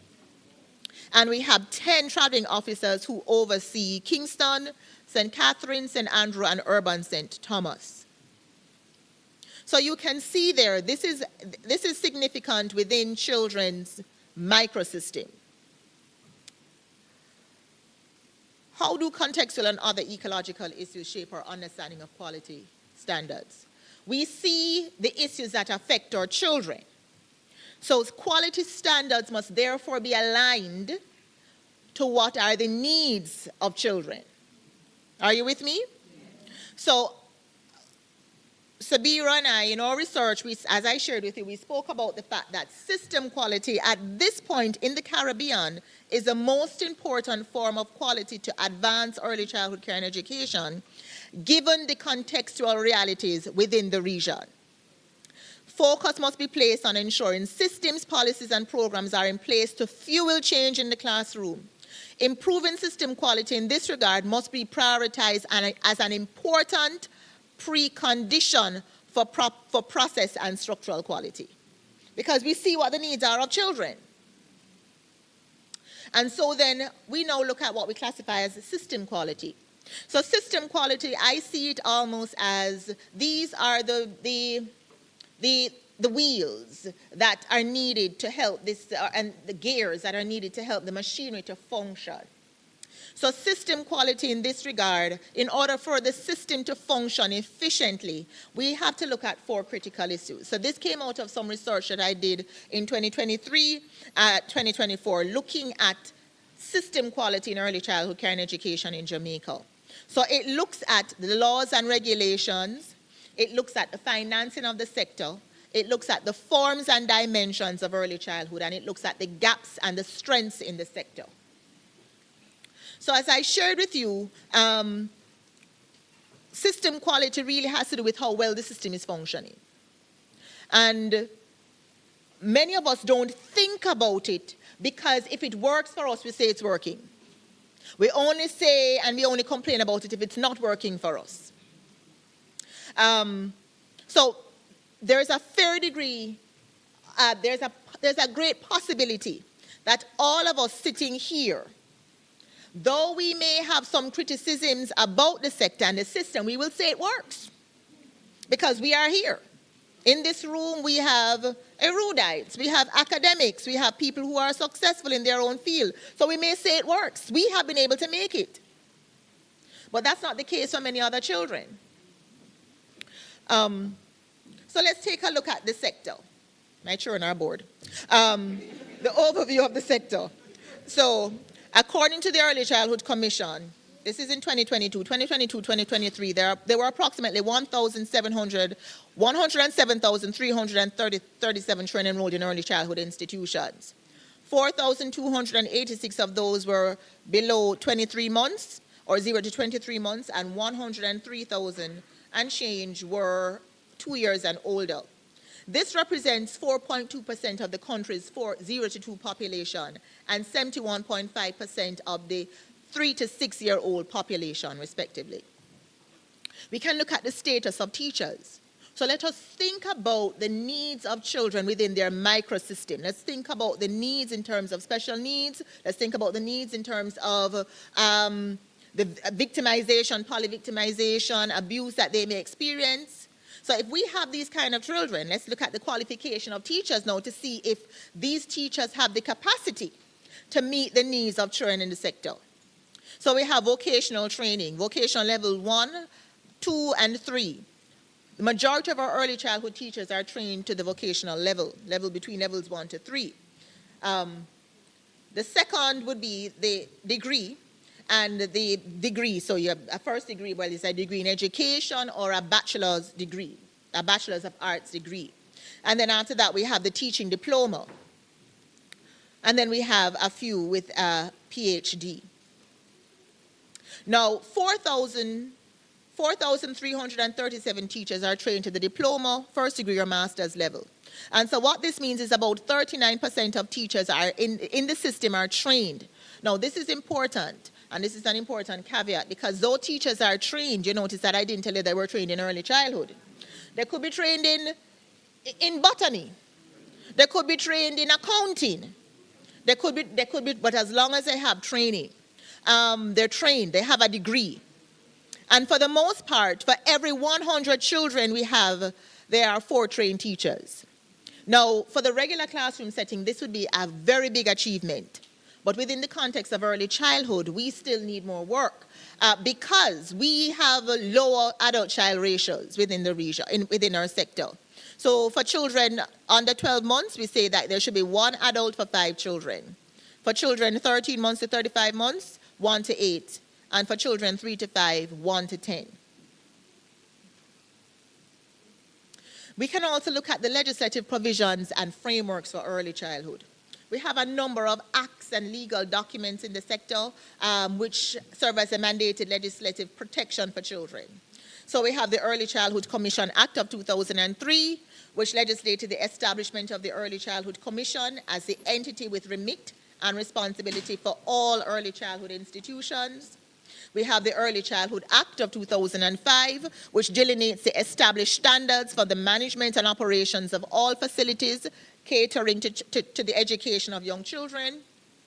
And then we have other acts. So we talk a lot about neglect. Remember, neglect is the main form of abuse for young children. So we have a number of acts. So the Child Guardian and Advocacy Act and Custody Act is important.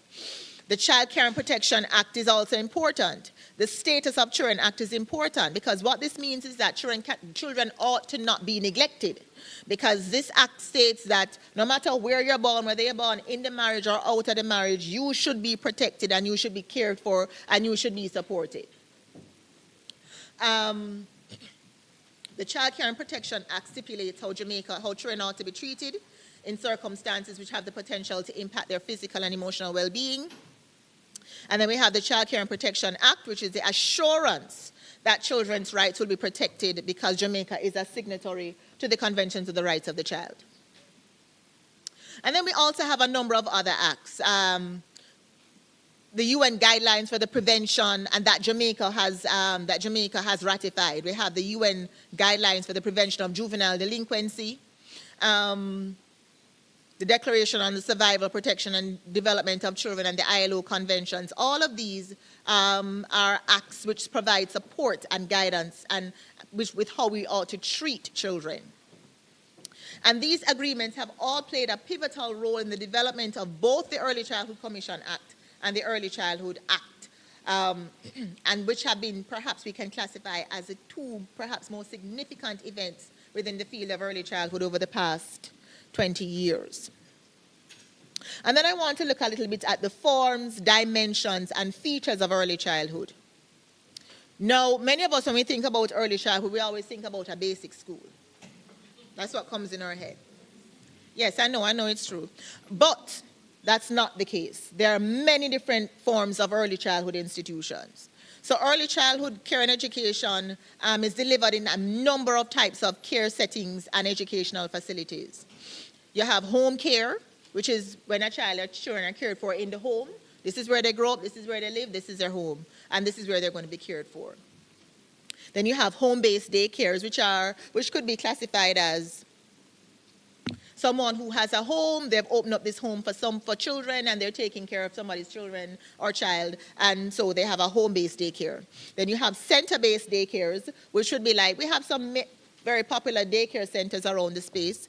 And then we have basic schools, which are perhaps the most well-known, which are independent or privately owned or community-operated institutions.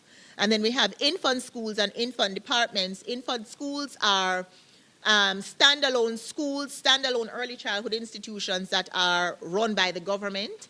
And then we have infant departments, which are infant departments affiliated with a primary school. So there is a section of a primary school that serves children in the early childhood years. And then we have private kindergartens, which are attached to preparatory schools. And then we have primary schools, the early grades. And so this is just to give you an example, or just the classification of early childhood institutions. The majority of our early childhood institutions, 63% are public-private, and they're classified as public-private because though they're private institutions, they may get some subvention from the government.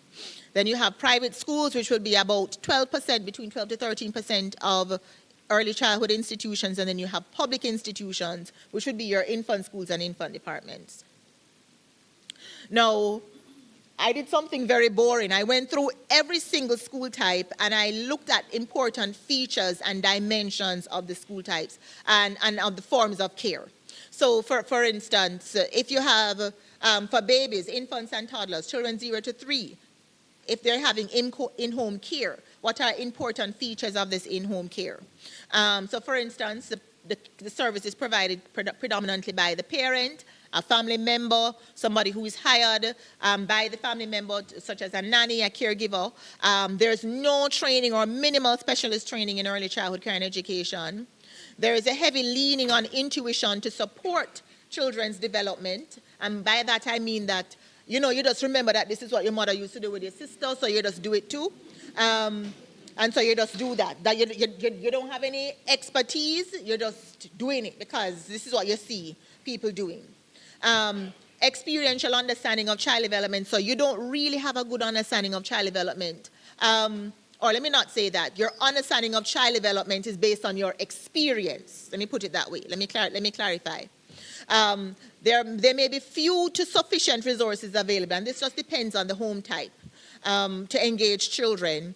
And then you may have minimal to high quality interactions. And it's classified as low paying. And then, for instance, you may have center-based. Let's go to center-based. In center-based, there is minimal to no training in early childhood in some cases. We found that for 0 to 3, the majority of the practitioners working in the centers had vocational level training up to level 1.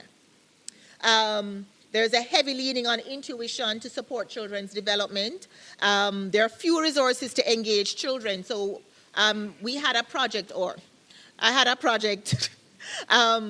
looking at going into nurseries and daycares, did over 100 nurseries and daycares and early childhood institutions, collected quite a lot of data. And coming out of these centers, for instance, we realized that there are few resources to engage children. The quality of the interactions is wanting. There's a heavy dependence, and because the practitioners may not have the experience, they don't have the capacity or the skills, they then depend on academic skills. So because you don't know how to engage the children, you end up teaching them numbers, so it's a lot of counting, color, tell the shape. But that's what's being done because the practitioners, they don't know what else to do with the children. There's minimal adherence to the early childhood curriculum. We have a phenomenal early childhood curriculum in Jamaica, but there is minimal adherence to the curriculum. Many times I don't even know how to use it. And there's more focus on the physical care. So in many spaces, let me tell you, if it's the physical care you want, the children are well taken care of. They're bathed, they're powdered, they're pampered, and then they're put back in the cribs. It's true, it's true. And then there's more focus, so there's more focus on the physical care than the planned engaging activities. Now, this is significant, colleagues, because in early childhood care and education, we talk about the first 1,000 days of life. And the first 1,000 days of life is this window of optimal development when the brain is rapidly developing. There is no other time in life where the brain will develop as rapidly as it does than in these first 1,000 days. First 1,000 days, day one from conception up until before the child's second birthday. And that is classified, that adds up to approximately 1,000 days. Brain development is rapid in this window. And because brain development is rapid, we really ought to take advantage of this window of opportunity. So you can therefore imagine, because it is such a phenomenal period of time, if the conditions are not right to facilitate brain development, you can also understand that that could be very harmful to children. Government-funded infant schools and infant departments. So let's look at that one. 15% of early childhood institutions approximately, they're funded by the government. The majority of our early childhood teachers that are trained, they have the highest ratio of trained teachers to students. They are more resourced than basic schools. They're predominantly attended by children from low and middle income families. There is a heavy focus on the acquisition of academic skills, and there's some effort to provide support for parents. And then we have private kindergartens, which are affiliated with private schools, and these are for children 3, 4 to 6 years. They provide coverage to approximately 6,000 children. They're full fee funded, so they charge higher fees. The majority of teachers are trained, though not all. You do have some teachers who have vocational level training in these preparatory schools. They usually have smaller class sizes. They usually have lower teacher-pupil ratios. There is a higher degree of parental involvement and interactions. There's a heavy focus on academic learning, and they're minimally to well-resourced. And so when we think about the forms and dimensions of early childhood care and education, we have to think about it within this context. That some of the differences relate to the qualification of the staff. Some of the differences pertain to the practitioner's understanding of child development. The ratios, adult-child ratios, the engagement with parents, the resources within the facilities, and the capacity of the practitioners to meet the needs of children with special needs. Now, we have some phenomenal data that we have in Jamaica. 98% of our children are enrolled in an early childhood setting, which is incredible. So 98% of children 3 to 5 years are in an early childhood space. And about 85% of these children are in basic schools.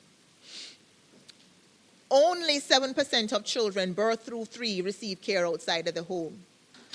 The majority are cared for within the home. And so because of that, when we think about early care and education, we have to think about it within the context of, and quality early childhood care and education, we have to think about how we're going to reach the majority of children who are in the home.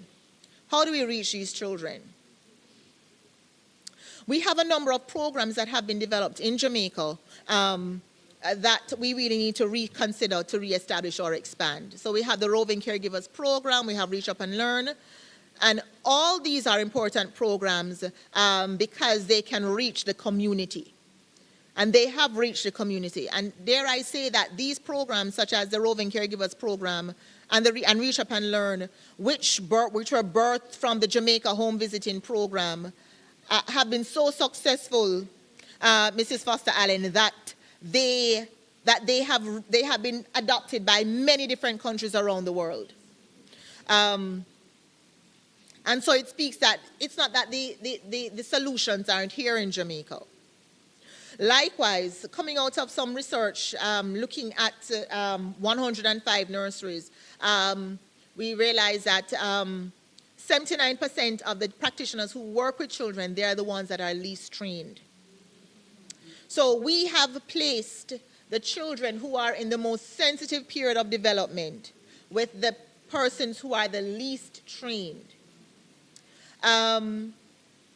We have also observed that the interactions between the caregivers and infants and toddlers, it really is what really makes a difference for children and brain development is the interactions and the quality of the interactions. And by interactions, I mean the engagement, conversations, language exchange. These are the things that really make a huge difference in terms of really getting and meeting the needs of children effectively. Now, though both trained and untrained teachers work in basic schools, what we found is that there is a heavy preference to place the more qualified teachers to work with the older children.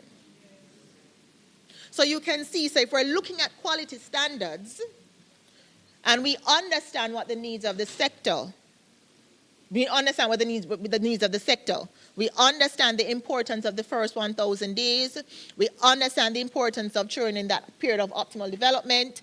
Likewise, we also understand what are some of the factors within their ecological system, their microsystem.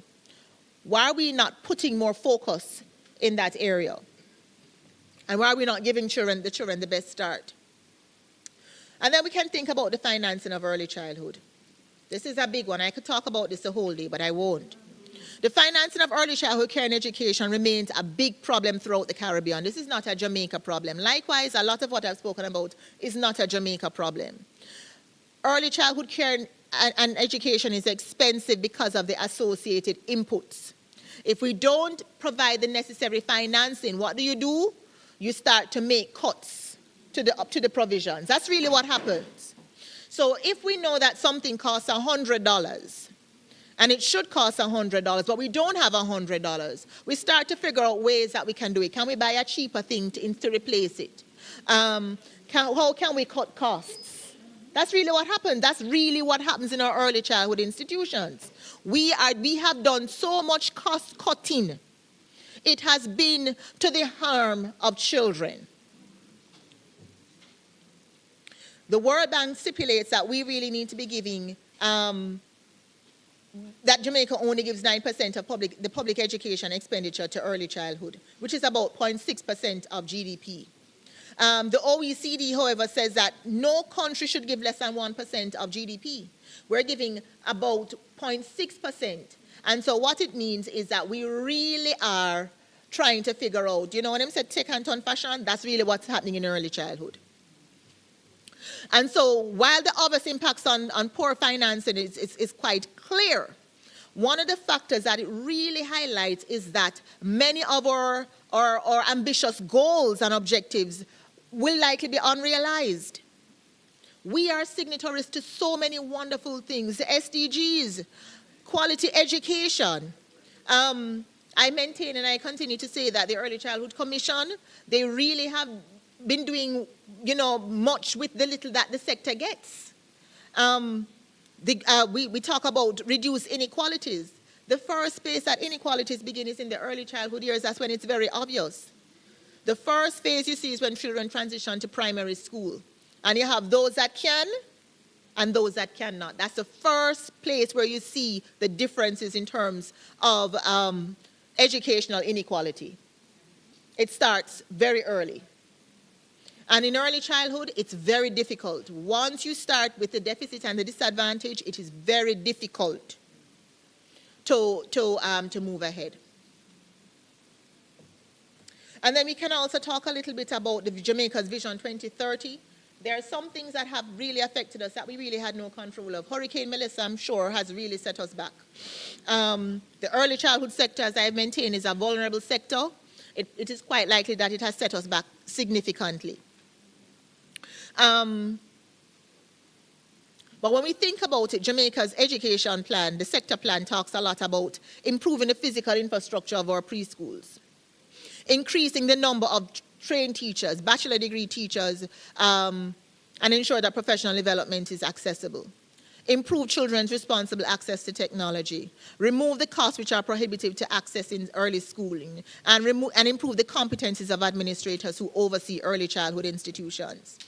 Colleagues, because when we think about this, one of the challenges we face in early childhood is, though we train many teachers in our teachers' colleges, many of those teachers are not attracted to the Jamaican early childhood sector. And it has to do with what we call a system issue. So this is one of the challenges with system quality, in that we only pay one teacher per institution if the institution has more than 100 children. So what this means is, though we have teachers that are doing what they need to do, they're getting the training, they are looking for a way out. And that has to do, they're not wicked, it just means that they need to survive. And so these teachers, so they get the training and they move. And so we continue to be at the same spot.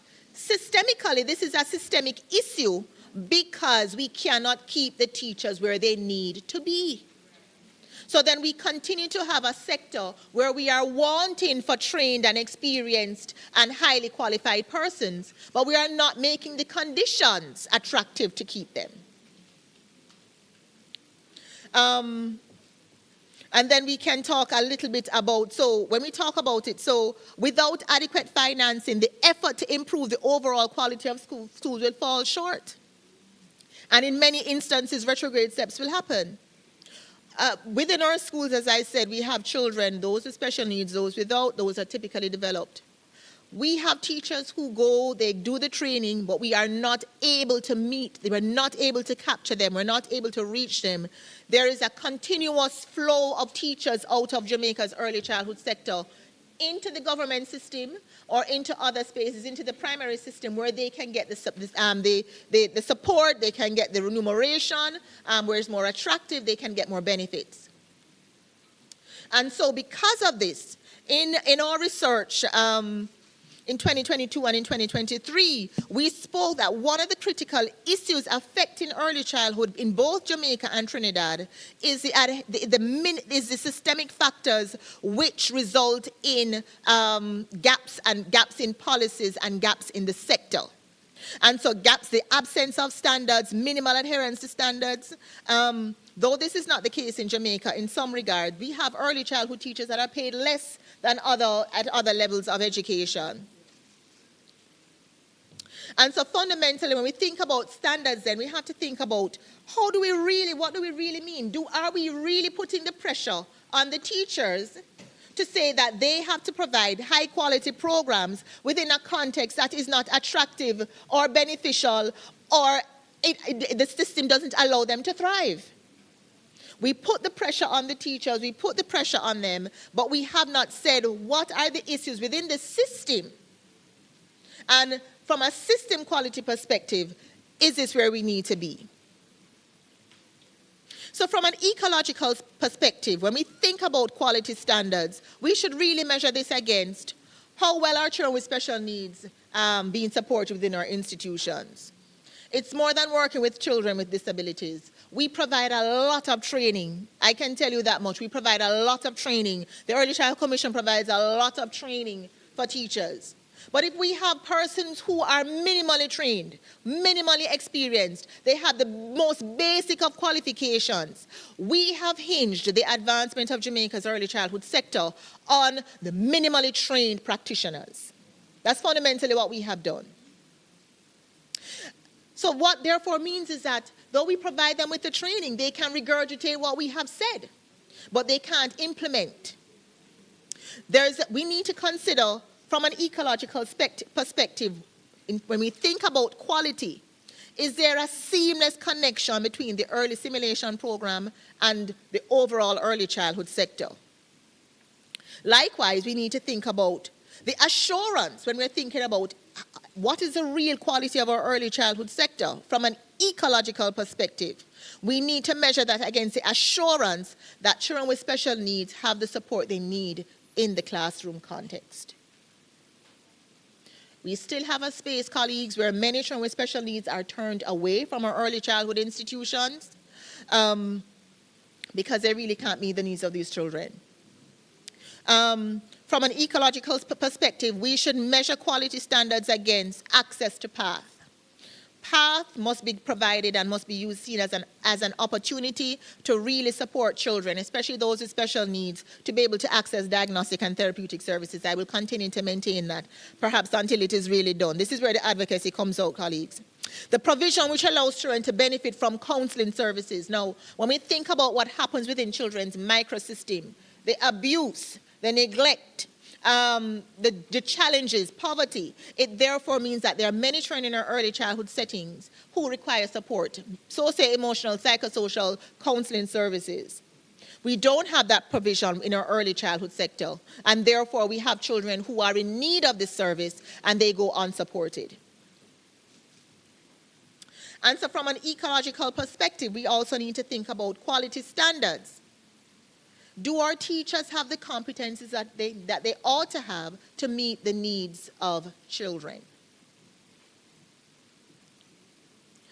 Do children have the ability to access financial grants to attend school? So we really have done a phenomenal job when we think about it, and we laud this as one of our many successes, and it is a tremendous success. 98% of Jamaican children are enrolled in an institution.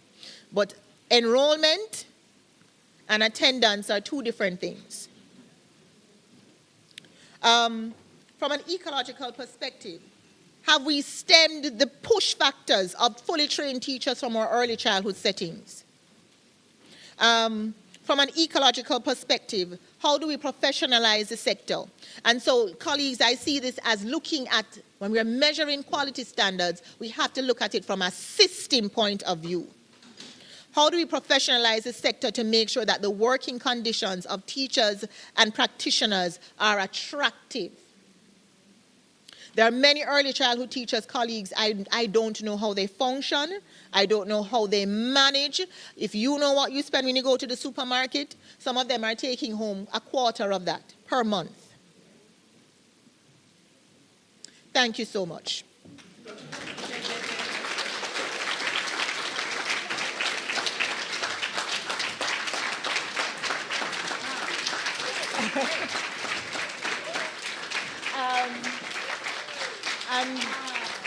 Thank you. Thanks, colleagues. And here are just a few references, select references that I made, that I used in the presentation. Thank you so very much, colleagues. I really just want to say before I step down that I am so grateful for the persons who are here. I believe that for some, I am attached to many of you in multiple ways. I see colleagues from JN Foundation. I see Mrs. Foster Allen, who worked with us. Mrs. Foster Allen you signed my diploma when I left Shortwood. I have Professor Coinberg, who guided me through this process as dean to professorship. Likewise, colleagues, I have my former colleague who taught with me. We were neighbors when I taught in the Cayman Islands. She came all the way from the Cayman Islands to sit with me. I have an amazing friend who, when I went to Immaculate, in 834, I met this girl with this very crazy laugh, and she's still over here, and my children call her Auntie, and her daughter calls me Auntie, and though that was decades ago, she's still here. I have my colleagues from Shortwood there. I have let's see, I have Donna, I have Amber, I have Nicole, so I'm really grateful. And colleagues, let me tell you something. I really have to say this. Yes, I was strategic. I understood it. I love cricket. And in cricket, you need to know when you can hit sixes, when you need to have dot balls, and when you need to hit the fours. And so I looked at this process as a game of cricket.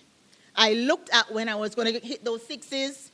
I looked at when I was going to hit those, when I was going to leave those as dot balls, and when I was going to get the fours. And that was just how I functioned. But I have to say, colleagues, that in this room, I have a phenomenal, phenomenal, phenomenal woman, and her name is Sister Vassal. And Sister Vassal, she came to work with me when my boys were 8 weeks. And Miss Vassal, you can stand. And she has been phenomenal. Now, I don't know if Miss Vassal knows what I do either. Nobody knows what I do. But I have been able to do what I do because my husband is phenomenal. He really supports me, but he can't cook. And so when I need, so I have been able to, with surety, that my children will be taken care of. And so Miss Vassal, she talks about my children being born in her hands. And so I really have to say, colleagues, as a woman, as a mother navigating this journey, it really is when you have a lot of support.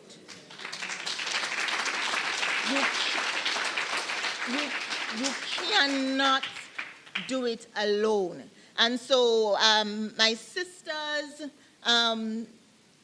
friends, family, I really thank you so much because though they don't know what I do, my one sister, I went to Brazil for a conference, and when she came with me, she said to me, "Oh, I think I know what you do now."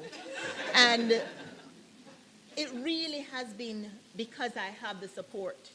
Because had it not been for my family members, colleagues, and my friends who have really stood with me, pushed me. I don't know if you know hiking. Any of you go hiking? You know, when you reach up to Blue Mountain, when you reach Jacob's Ladder, you need somebody to push you. It's that sort of thing. And so I really am grateful, colleagues, for those who were behind me and pushed me. I had the ideas, I had the drive, but if I didn't have the fuel in the car, it wouldn't have gone anywhere. And so I really see my family and my friends as the fuel that has allowed me to push the car to the destination.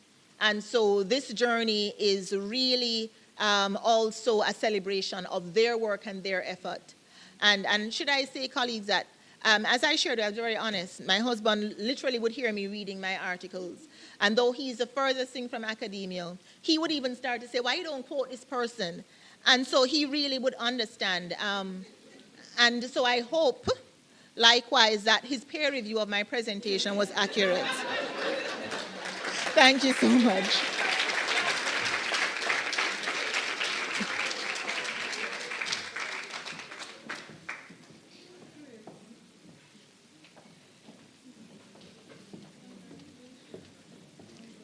Absolutely awesome.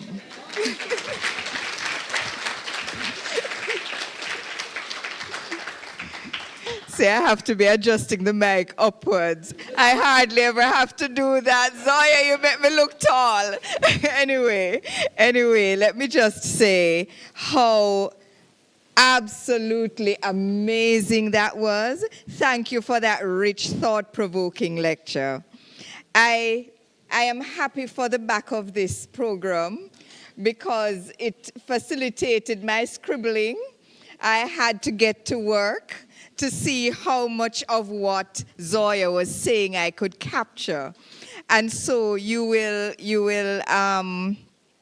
be patient with me a little while I try to pull together very quickly what I took away from what was said. You gave us this compelling argument for thinking about quality not as a single checklist, but as a set of interlocking relationships between children, caregivers, families, communities, policy, and context. And for designing standards that are responsive to those relationships. Some quick takeaways. I heard you say that neglect is a main form of abuse for young children. I also take away from what you said that the first 1,000 days are the most critical to a child's brain development. Another takeaway was that context matters. A quality standard that works in one community can be inappropriate or even harmful in another unless it is adapted to local realities and resources.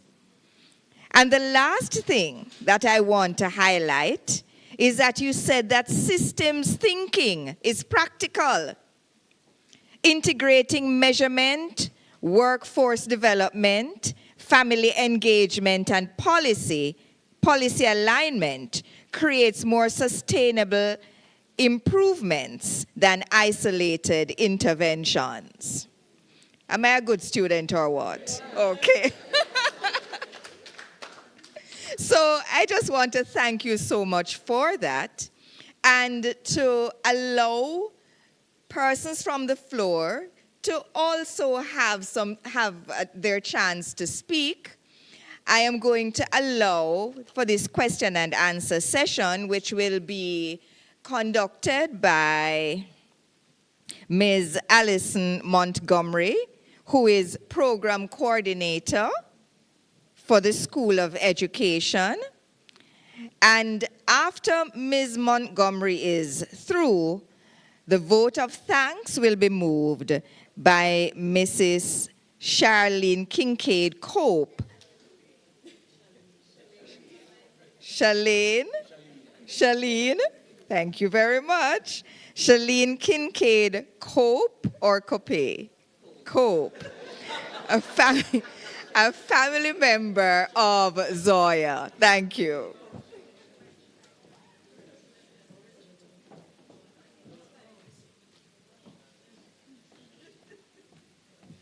Good evening, colleagues, distinguished guests. Good evening, everyone.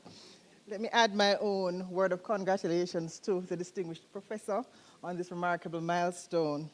We thank you for this rich, riveting, and relevant conversation about standards in early childhood care and development. Colleagues, so we are at the point of the program, almost to the end, where we'll field questions and the professor will answer. May we have some questions from the floor? Please. Mrs. Stewart McCoy.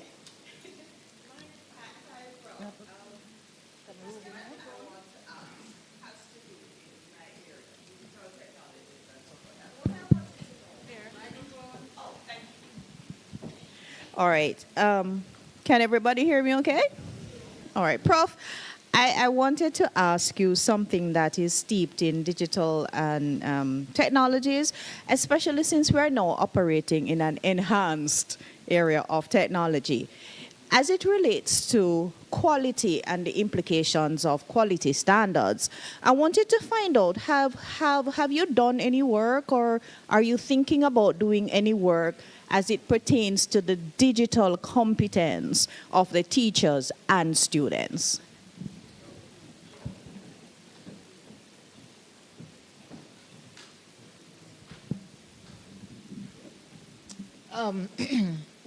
Well, in a nutshell, no, I'm not doing any research in that area, but I do have colleagues that are doing that. But just to say that that's also another area. Professional development is critical for teachers, and continuous professional development.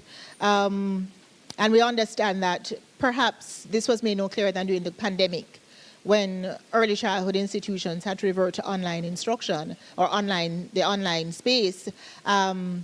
and how that impacted on children, given likewise that it was difficult to really engage them in the way that we would want, and that teachers had the capacity to do. So that's one of the things that I'll say, but it is something that is important, but we have to do so responsibly. I continue to maintain that technology can be an awesome tool, but it can also be quite harmful if not used in the right way with young children. And we are seeing now where irresponsible use of technology that can be harmful, but likewise we're seeing the immense potential that exists for reaching children who don't have access to schooling in the ways that they need. So we can use technology. So let me give you an example. So doing some work with a colleague in Ghana, and that's one of the areas that we're looking at. How do we reach teachers? How do we provide professional development support for early childhood teachers in remote spaces? And it is through technology. We're going to have to use technology and demonstrate how to do that with technology. So there's great potential. But I do know that's definitely something that once there's a need, the Early Childhood Commission will do it. Thanks. Is there any other question? Mrs. Foster Allen, please. Thank you. Mine is not a question, but I just have to say that this is such it's seminal and it's a joyous occasion, and I congratulate you.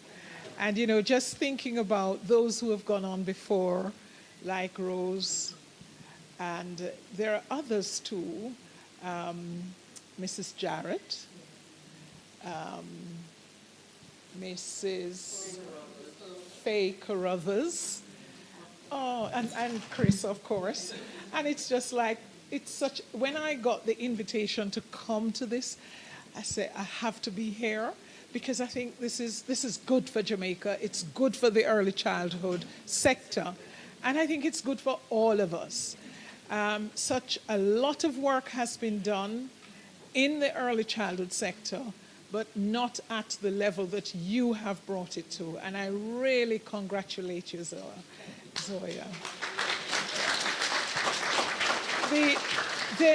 There are some things I think that we could look at. As I sat there, I was thinking, oh Lord, maybe children who in the early years, the 0 to the first 1,000 days, mostly parents, mothers and caregivers will go to the clinics. And I often wondered about how the clinics could be built out to support the early stimulation that the children need. But I also thought about how we dropped the ball with the roving caregivers. And I'm going to leave it at that. Thank you.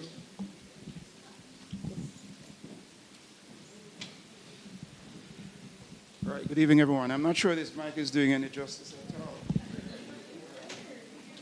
So I'm tempted to use the teacher's voice. Do I start to use it?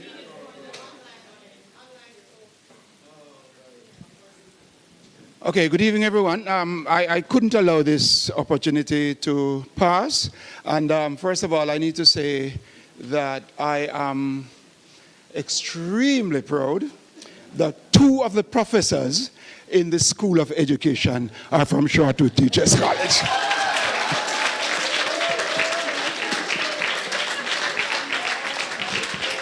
But let me just focus on the professor of the moment.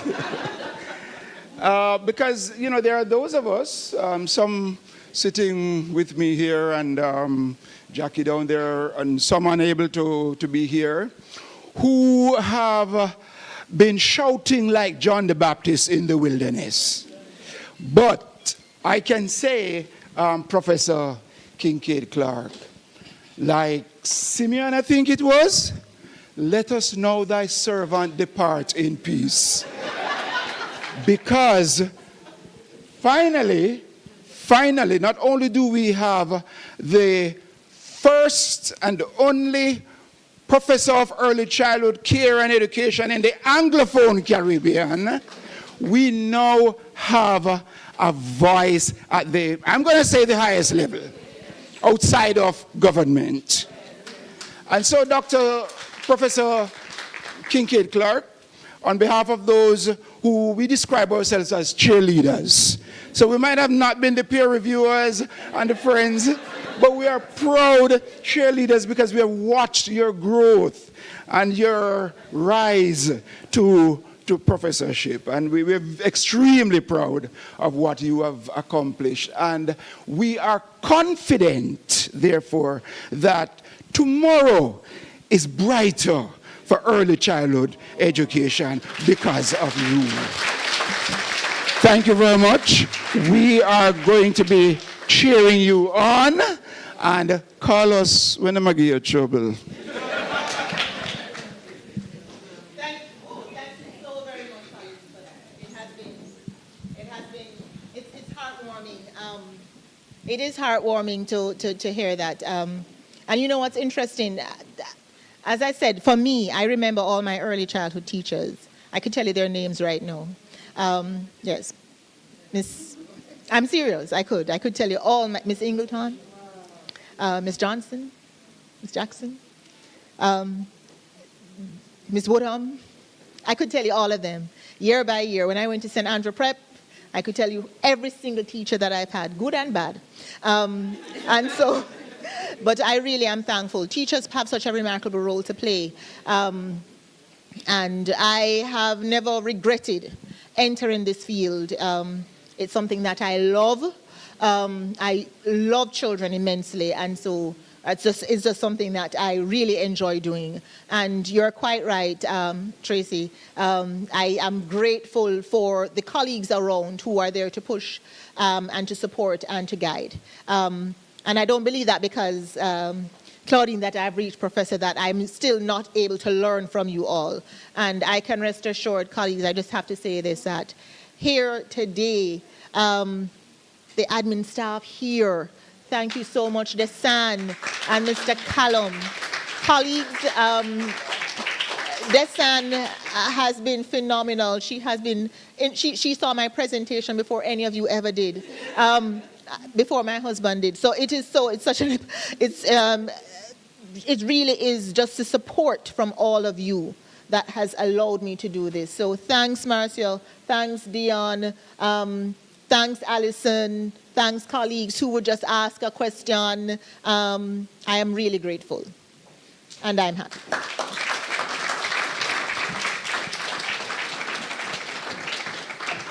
Do we have any more questions, colleagues? If you want to ask a question.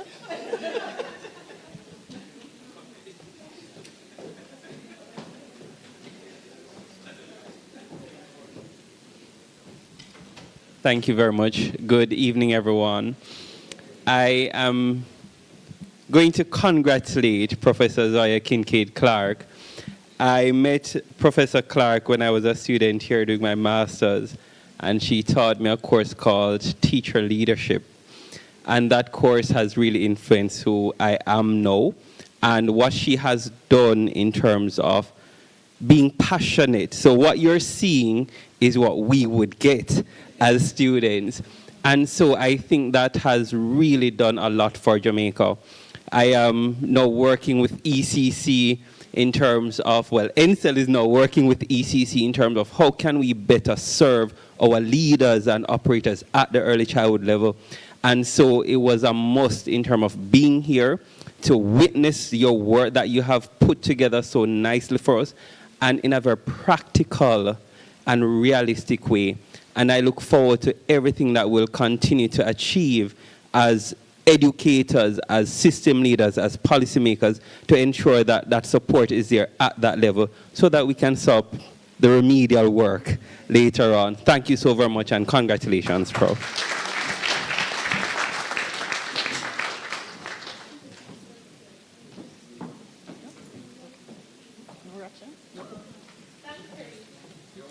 We'll take just one question as we wrap up. Anyone else? Well, this brings us to the close of our Q&A session. Thank you so much for participating.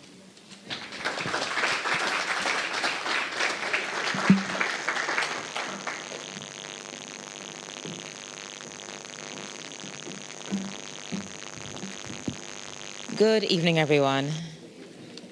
It is my privilege to stand before you this evening to give the vote of thanks on behalf of Professor Zoyah Kinkead-Clark. I am sure that you recognize a very similar name there.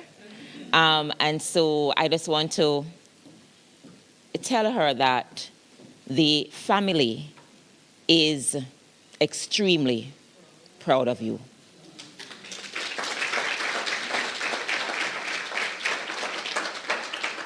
There are several persons that I would like to extend special thanks to. And there is a very special group of persons who wish to open this segment. So I'm going to invite the Clark gentlemen.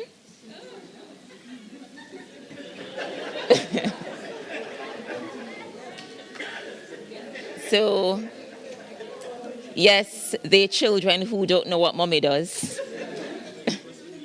So, Jonathan Clark, Gabriel Clark, Stephen Clark, as well as Wayne Clark.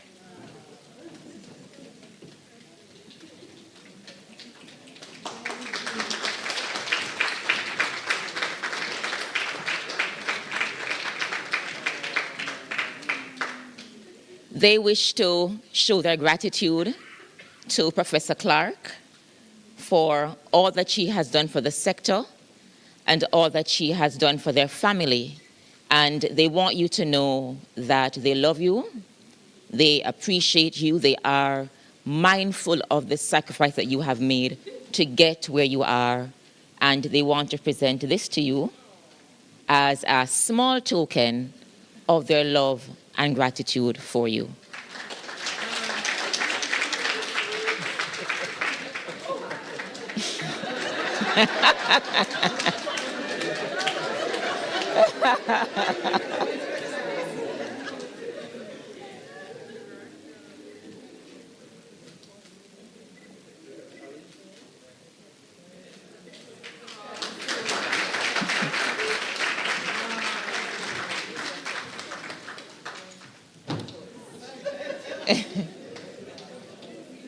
As I listened to the presentation this evening, something struck me in relation to her presentation, and it echoes what I believe all of us have said, which is that she speaks with such passion, she speaks with such commitment and such dedication to her field.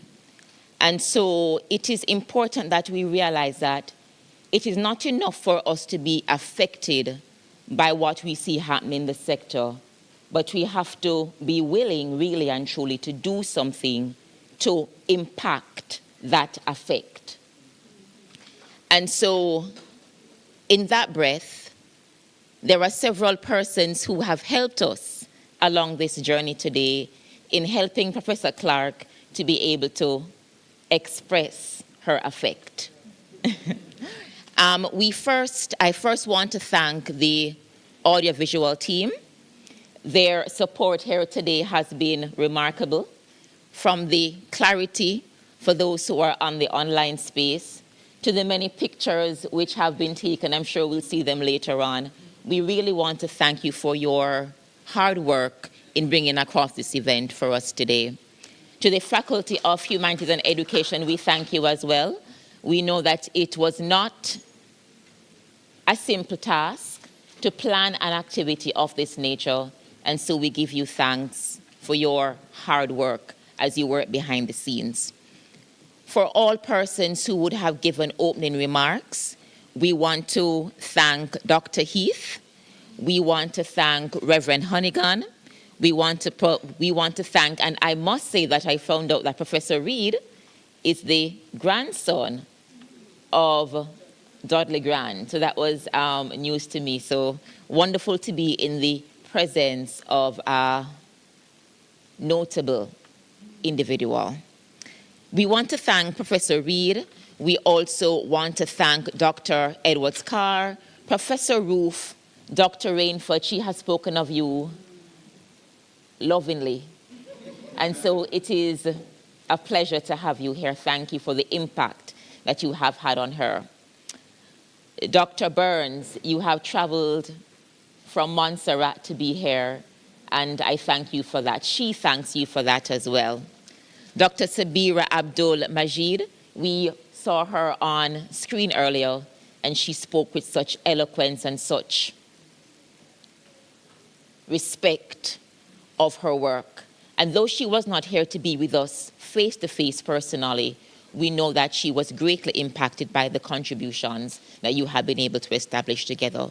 So I want to give you all a very special thank you for your support here this evening. Mr. and Mrs. Callum, that was an absolutely beautiful musical rendition.